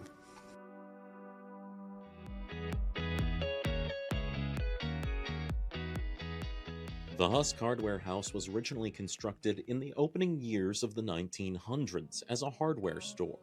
It was named after its founder, William Husk, who was a prominent figure in the community. During that time, Fayetteville was an important industrial hub in North Carolina, and Husk's hardware store catered to the needs of local farmers, tradespeople, and residents, providing essential tools and equipment for the area's growing economy. The building itself was designed in a style that blended commercial and industrial architectural elements. It became a central part of the local business district and was a vital resource for the surrounding community for many years. By 1914, the 3-bay building was extended with 4 side banks housing 2 additional stores. Husk Hardware operated until at least the 1960s. It remains a feature of downtown Hay Street in Fayetteville. This is just one of the locations that you can find on the Fayetteville historical map, but if you scan the QR code down below, you can find many more.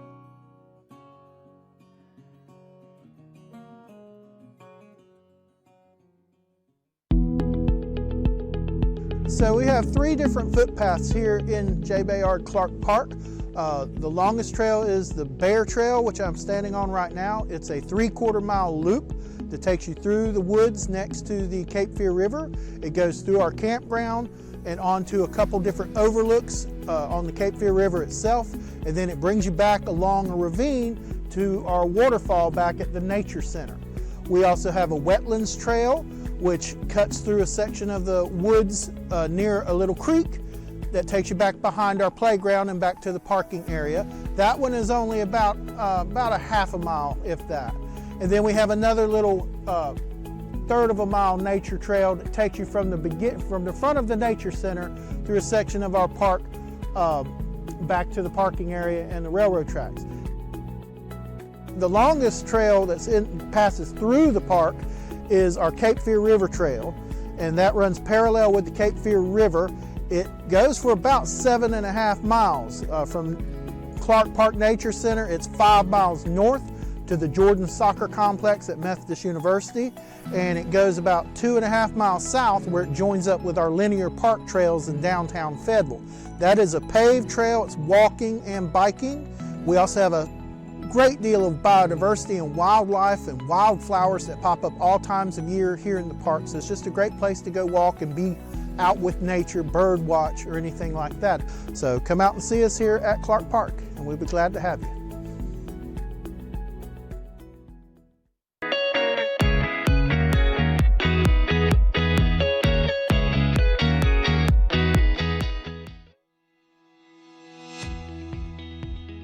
In municipal government, there are 3 common types of hearings that are heard by City Council. These include legislative hearings, evidentiary hearings, and public hearings. It's a way for government entities to gather input from citizens before making decisions. While hearings are open to the public, elected officials are not obligated to act on the comments or respond publicly. Legislative hearings are typically open meetings where the City Council discusses, debates, and votes on proposed ordinances, regulations, or policies. They're often focused on the broad legislative functions of the Council. Evidentiary hearings are more formal and used when applying predetermined standards to a proposal, like zoning or special use permits and land use decisions. These hearings are similar to court hearings, where evidence is presented, witnesses are sworn in and questioned, and the decision is made based on factual evidence. A public hearing is a more informal open proceeding where the public has an opportunity to offer comments and testimony on a specific issue or proposal. To participate in a hearing, you must sign up online or with the clerk's office before 5 p.m. the day of the hearing.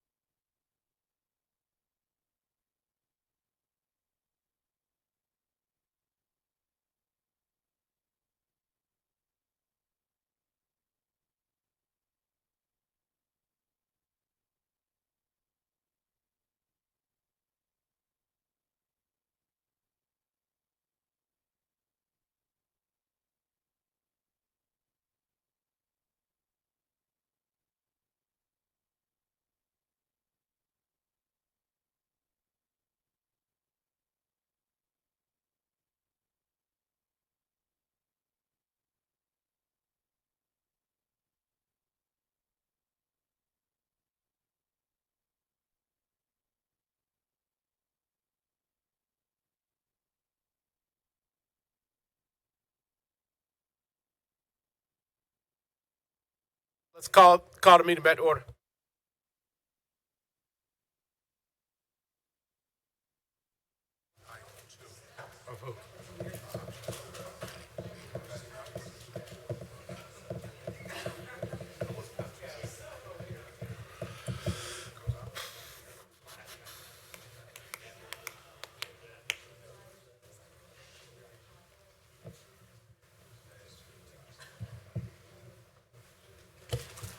Chief, how are you? Good morning. Morning, right? Good night. Good evening, Mr. Mayor, members of council. I'm Kevin Dove, Fire Chief, and I'm here tonight to present the 2026 first quarter review very quickly. As a reminder, due to federal and state reporting requirements for fire service, we report on a calendar year instead of a fiscal year.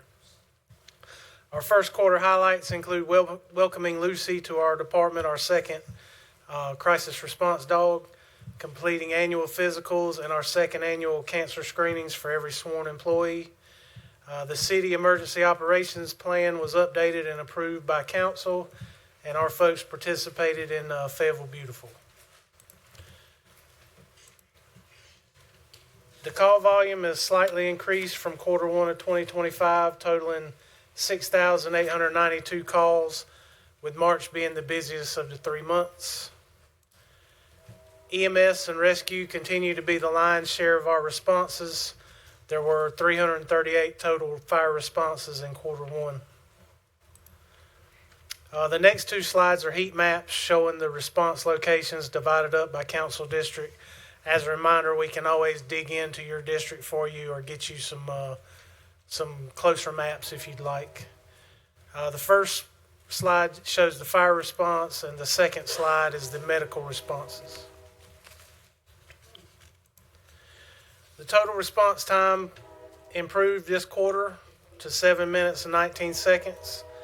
A reminder that these numbers are on the 90th percentile, so that means from the time the 911 operator picks up the phone to the time our folks are standing on your front porch is 7 minutes and 19 seconds, 90% of the time. There were a total of 91 structure fires. 20% of those started in the kitchen. 8 of the 91 were intentionally set. Unfortunately, we had 1 civilian fire fatality, 10 civilian injuries, and 6 firefighter injuries during the first quarter. The dollar save ratio is down, but the driver for that is the large commercial fire we had on Ramsey Street, which was nearly $1 million. Top 3 fire losses were the fire on Ramsey Street, an apartment fire on Windward Cove, and a residential fire on Cagle Court. For our medical response, we saw a slight decrease in overall responses and a moderate increase in overdose responses. Our folks took part in the Cape Fear Valley Heartfelt Banquet, where 32 firefighters were recognized for cardiac arrest saves. This event brings the responders and the patient together, and they can interact, and the responders talk to the people that they revived and gave a second chance at life. Moving into hazardous material response, there were 66 total responses. 50 of those were natural gas leaks. Human resources. At the end of the first quarter, we had 2 vacancies. Both were in the fire marshal's office. Both have had offers extended and jobs accepted. So at this time, we are 100% fully staffed and have a waiting list. The allotted overhires worked as intended to cover the resignations and retirements. So we didn't see a big strain on our overtime usage. I know Mr. Yates doesn't believe that, but I got charts that show it. With that said, we have a handful of announced retirements happening over the summer, and we're preparing to seat the Academy 26.2 in late summer. We've added some additional information to our demographic slide. Of our 358 person authorized head count, we have 63 males from underrepresented populations, 31 females. 50% of the recruits hired in quarter one were from underrepresented populations. bringing us up to 26% underrepresented population, which is not great. It's not optimal, but it's the highest we've had since we started tracking this, and we're still working at it. We hired 12 firefighters for recruit class 26.1. Our department's completed over 32,000 total hours of training. Moving into the fire marshal's office. Total fire inspections increased, causing violations to increase. We issued 162 new certificates of occupancy. One thing I want you to take note of is we distributed over 1,000 educational flyers to prospective and existing business owners in an attempt to reduce the violation number. We're really trying. We push this information. We do everything we can do because at the end of the day, the less violations mean we have a safer community. Electrical equipment and wiring issues continue to lead the way on our top fire code violations. Lastly, we engaged over 7,000 residents, installed over 300 smoke alarms, installed 73 carbon monoxide alarms, checked 171 car seats, and taught 61 people CPR. This last picture on our smoke alarm slide is one I'm proud of, and Miss Neal's not here tonight, but she and the good folks at FAST partnered with us to get the smoke alarm flyers up in every bus. And as you can see, Sparky rode the bus some, talking with folks, because as Miss Neal says, you got to go ride with them because they're going places. And finally, as always, smoke alarms save lives. We're here, we have them for free. Please call us to get one or to get yours checked. And I tried to keep it under 5 minutes, and I'm happy to answer any questions. Fantastic job, Chief. Councilman Hare. Yes, thank you. Thank you, Chief. I appreciate you.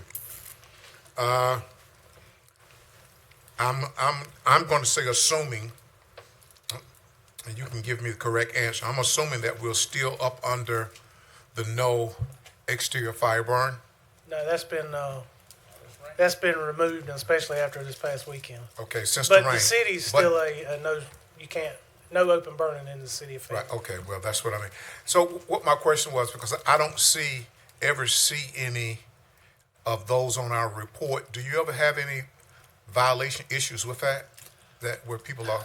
They roll into the fire responses as illegal burning or outside fires. Well, it's rare. It's not a lot. Yeah. Did you also say, I know that we have retirements that are getting ready to come, as you were just saying, but did you also say that the fire department is fully staffed, and did you say you had a waiting list? Yes, sir. That's great. I like that. Okay, two more things. How is the E.E. Smith program going? We work with them well, year in, year out. We just had participation at their graduation ceremony, and we try to onboard as many of those folks as we can. Are we having successes there? Yes, sir. Okay. As far as your diagram on, could you turn back to where you had the different ethnicities that are being hired or were hired? That wasn't the one I saw. That's the demographics chart. This is the hiring, and this was the. Well, regardless, I don't see it right now. You don't need to really have to try to find it. I was at one of my community watch meetings, and we had a young, I guess she was a new recruit, African American young lady. And the residents, after the meeting, smiled. We had a conversation about that because that's something that was relatively new to them, that they had to have come from Fire Station 9. Yes, sir. That's her on the screen right there. Oh, that was her? That's Dasha Battle. She's from Lee County. We snagged her up as an actual lateral hire. She was certified, and we hired her in January. and she's on the road doing a great job. Yeah, and you know that whenever you show those kind of demographics wherever that you are, and other people are seeing them, especially younger folk, that also is a draw and a pull for folk to say, hey, well, maybe I'll give this fire thing an opportunity. So thank you for job well done. Thank you, Mayor. All right, Councilman McMillan. Yes, thank you, Mr. Mayor, and thank you, Chief Dove. Much appreciated on the topo job. Please, kudos, congrats, and thanks to you guys for putting this together. Love to see the disaggregated data, but also love to see a good heat map and for us to be able to zero in on our districts and understand the intensity of the medical calls and the fire calls. One of the statistics that jumped out at me were the 6 firefighter injuries. I'm not sure if that's a lot, but I was wondering how the guys are doing, guys or gals are doing, and then what long-term care looks like when there are firefighter injuries. Thank the Lord, we've not had any significant firefighter injuries in several years. All of these are sprains and strains, maybe a nick on a finger, but we have any injury on duty is reportable injury, so that's what they are. But we have one person on workers' comp right now, but he's finishing up and he'll be back to work. So all of our folks are well taken care of. And that's, again, a commitment to you all for allowing us to do the physicals and the cancer screenings every year. Councilman Ferguson and Jones. Thank you, Mayor. And thank you, Chief, for the continued great work that you're doing. One question, what do you attribute the increase to?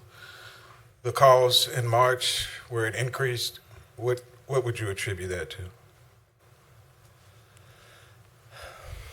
It's only, we had 155 more in the first quarter of 25 than we did in the first quarter of 25.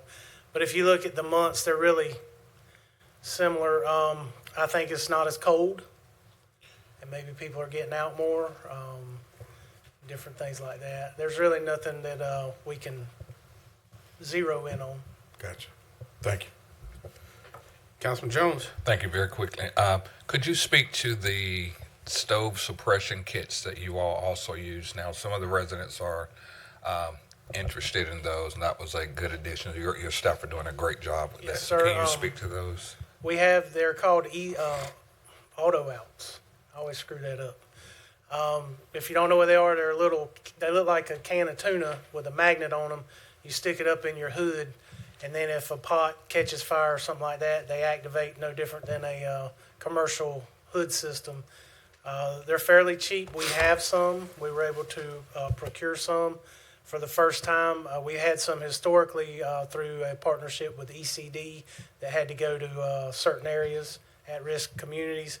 But we now have some available so they can contact the same number for smoke alarms, and we can get those installed. Thank you.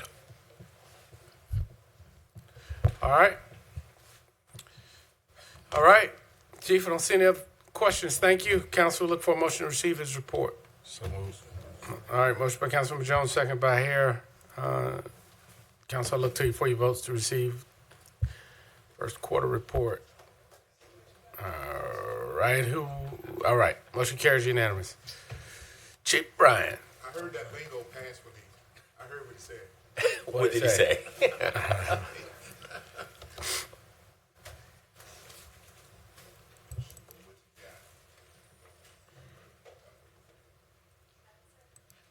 I think I got it.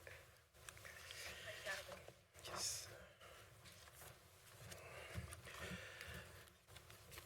All right. Good evening, Mayor, City Council, City Manager, senior leadership, citizens and colleagues. Good evening. Chief Bryan here to do our first quarter report for 2026. As you'll see here, first slide here shows our numbers from January through March. In all the different areas, you'll see a slight increase in total crime and in arrests. Next slide you'll see a significant decrease in where we were at last year to this year in reference to homicides and rapes, and a decrease also in aggravated assault. But we do have an increase in all other persons crime, which I will elaborate a little bit further on the other slides. This is our homicide again. You see the numbers. Of course, we utilize the homicide unit to come to these scenes to ensure that there's no suspicious activity, and then they will deem it as an overdose or suicide. And at times these numbers can change based on what we receive from the coroner's office or the medical examiner's office. Next slide here, in terms of our domestic aggravated assaults, you'll see that our numbers are really decreasing in the felony. I would say that would be attributed to our collaboration with the Phoenix Center and making sure that our officers and our detectives are doing that follow-up work with those victims to make sure that we won't have any type of repeated offenses from those suspects. These are our numbers for our sound thinking. As you'll see, we have 101 alerts with 7 guns recovered, 6 arrests, and 129 shell casings recovered. Regarding our property crimes, you'll see the significant decrease in terms of our motor vehicle theft with almost 50%, and our robbery with a slight increase in some of the other areas. But our overall property crime is down 0.5%. Field contacts with juveniles from January to March, as you'll see, we've had a significant increase from last year to this year with 86.9%.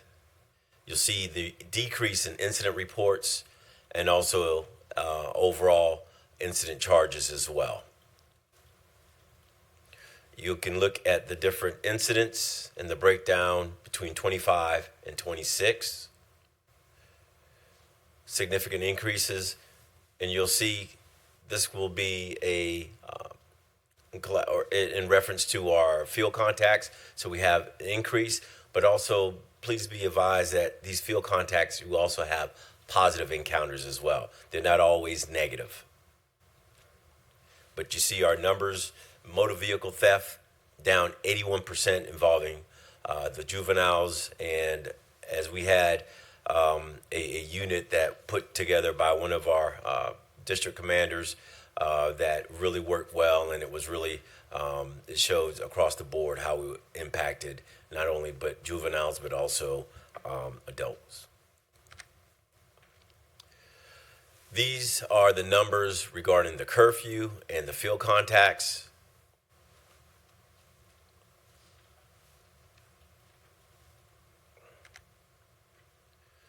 This is our school resource officer program. Now, this slide is going to be different from the rest of the information that you've seen previously, because this is starting from August of 2025 through March of 2026. So these are our calls for services and the incident reports at the elementary, the middle, and also at the high school levels.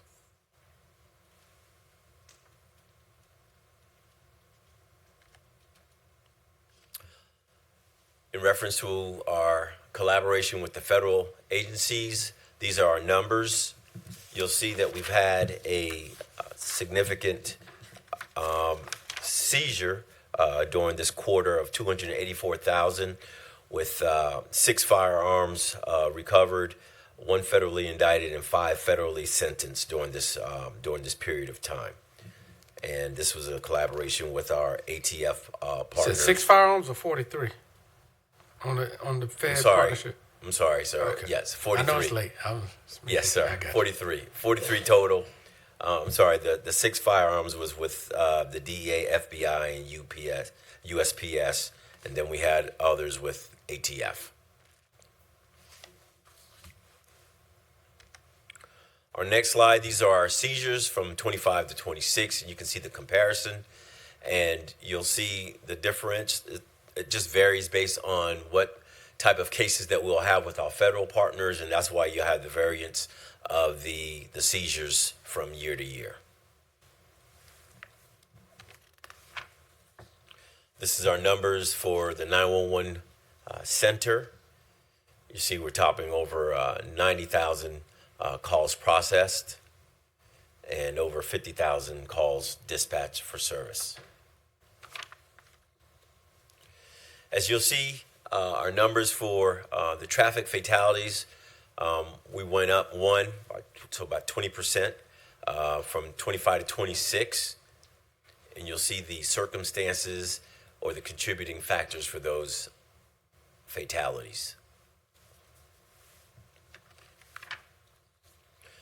Here are our traffic stops total from 25 to 26. You see an increase there of about 600 stops, additional stops. And this slide here gives you the demographic in the years from 25 to 26, and you can see the difference. But what I will say is that we are consistently in terms of what our percentage rates are for 2025 and 2026 regarding those that are black drivers. Same for 25 and 26.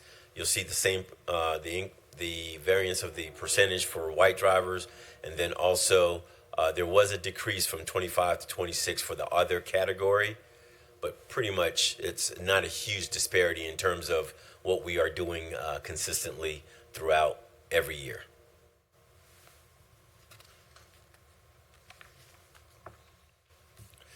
Next, you'll see our internal affairs unit.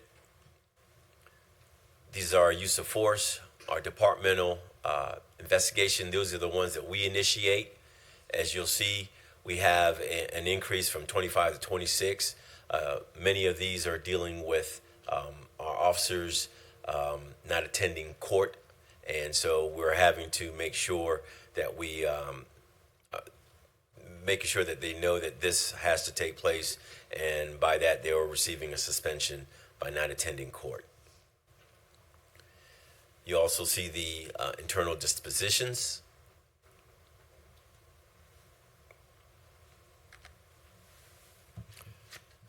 Additional data from our internal affairs regarding the disciplinary action.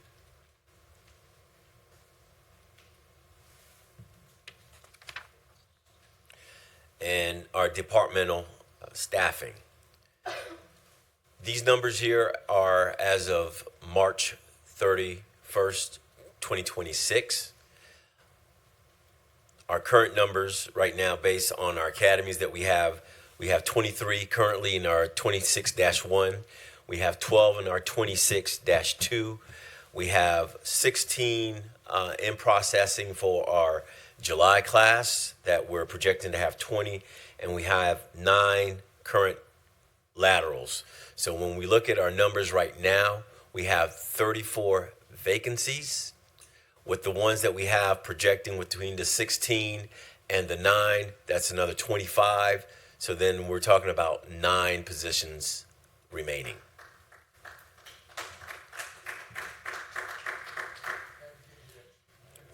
Yes, sir. Again, you'll see our attrition rate from resignation, retirements, and no dismissals.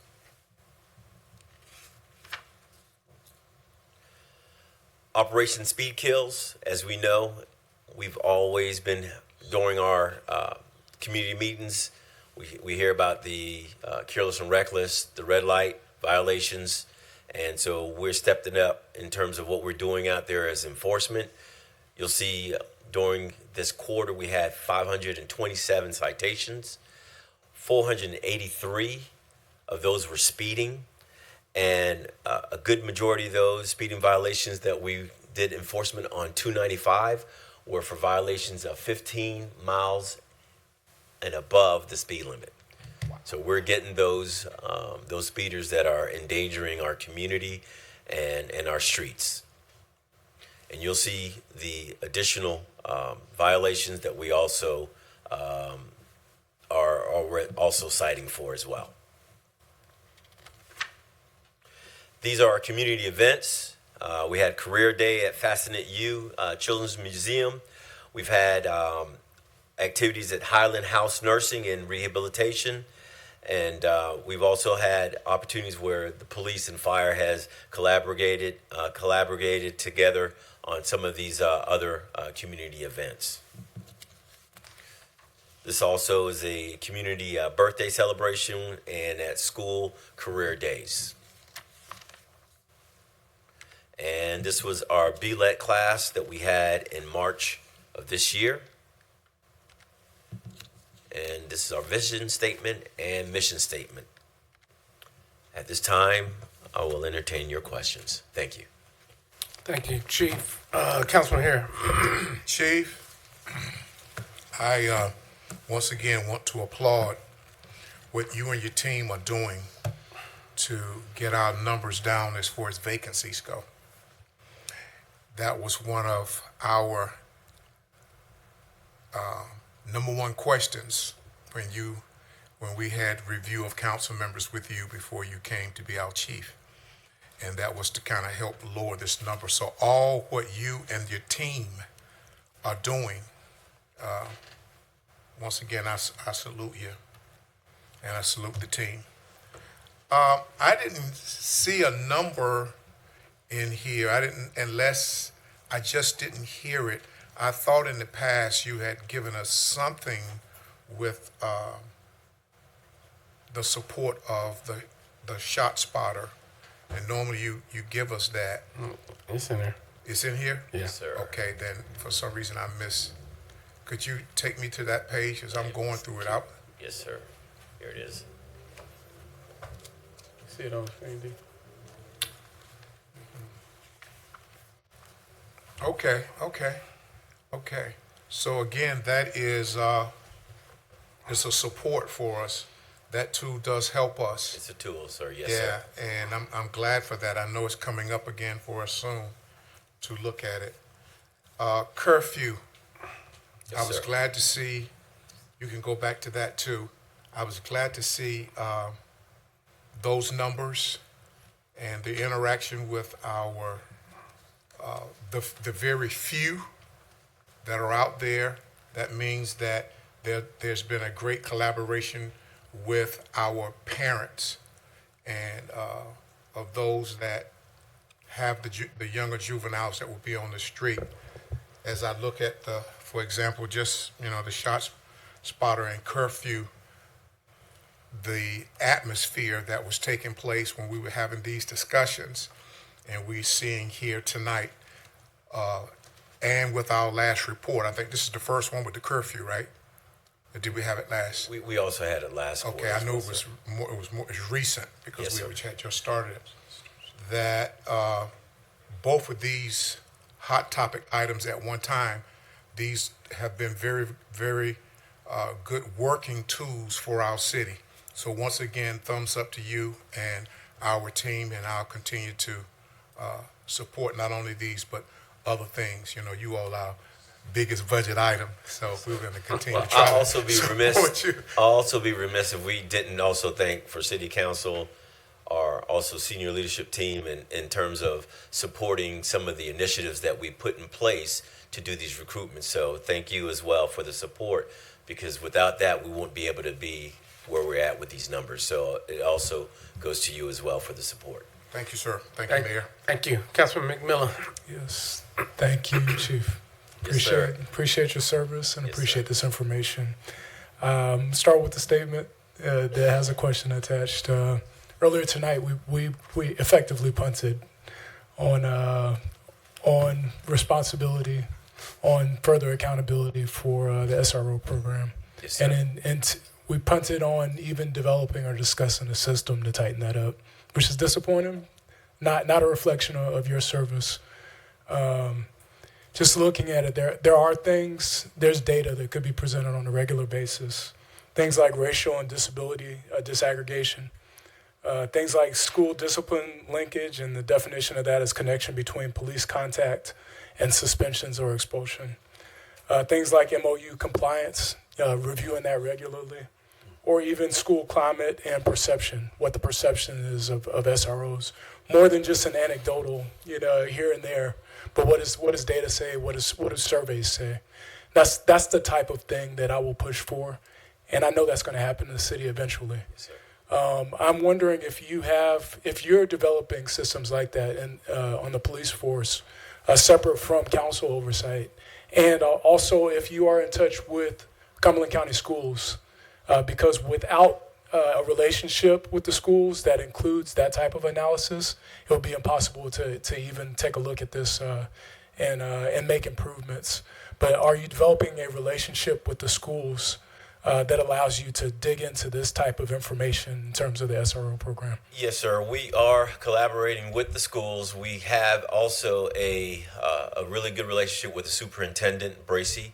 So in terms to address those issues, as you know, those issues are not only in regards to the police being involved, but those issues exist without police even being in the school system. So, but I will say this in terms of what you're looking for, there's no reason that we shouldn't be able to provide some type of data so that you can have that as well. So we would work with you and the school system to provide those numbers as well. I appreciate that. This is another avenue of depth that I think that we're moving towards. I appreciate you and the city manager providing the policy behind facial recognition and some of the measures that are in place there. We know it's deeper than that in terms of surveillance tech. I'm gonna mention Fusus, mention Clearview AI, Flock, even drone technology. There is technology in place. There's an infrastructure that's developed over years in the city. And the same type of policy, the same type of non-pillar analysis that some of your counterparts do in other cities, I think is needed here. That's not a topic for tonight, but that is going to come to us pretty soon for discussion.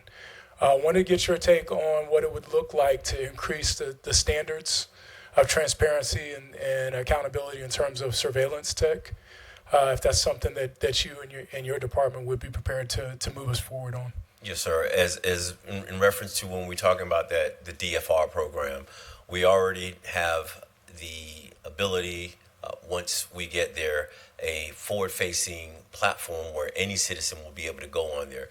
But just to remind you also, sir, we've been doing and utilizing drone technology for over 10 years. So this is nothing new. And there's strict policies in terms of that we already have in place that are accredited or that go through the accreditation process. But also North Carolina General Statutes is also very strict.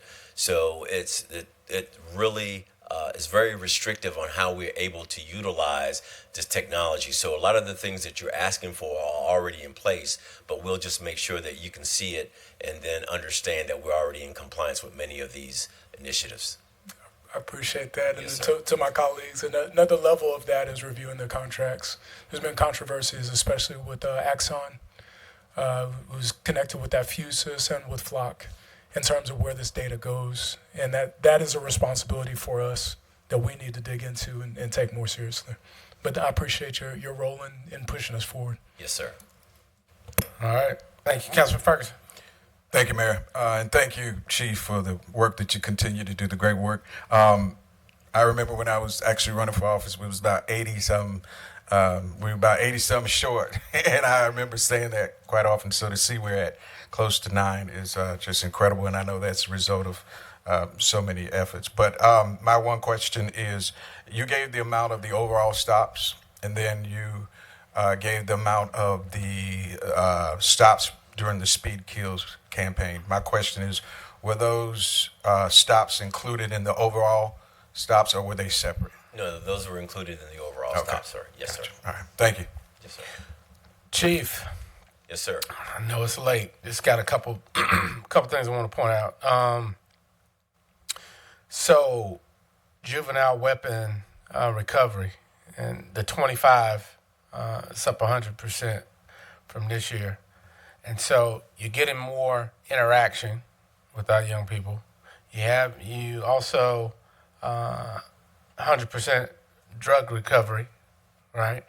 And so being in these schools, building these relationships, learning these folks on a first name basis, when they come and tell you, because you encourage your kids, because I've had 3 in the Cumberland County schools, you encourage your kids if you're getting bullied, you see something, you say something, or if someone you see has a gun or a weapon or firearm, you let somebody know. But they have to trust that person that they tell the information to. We're developing those relationships. And it's showing up in your numbers. Yes, sir. Which is where I'm going, that you've got 25 guns off the street and out of the hands of juveniles in 3 months.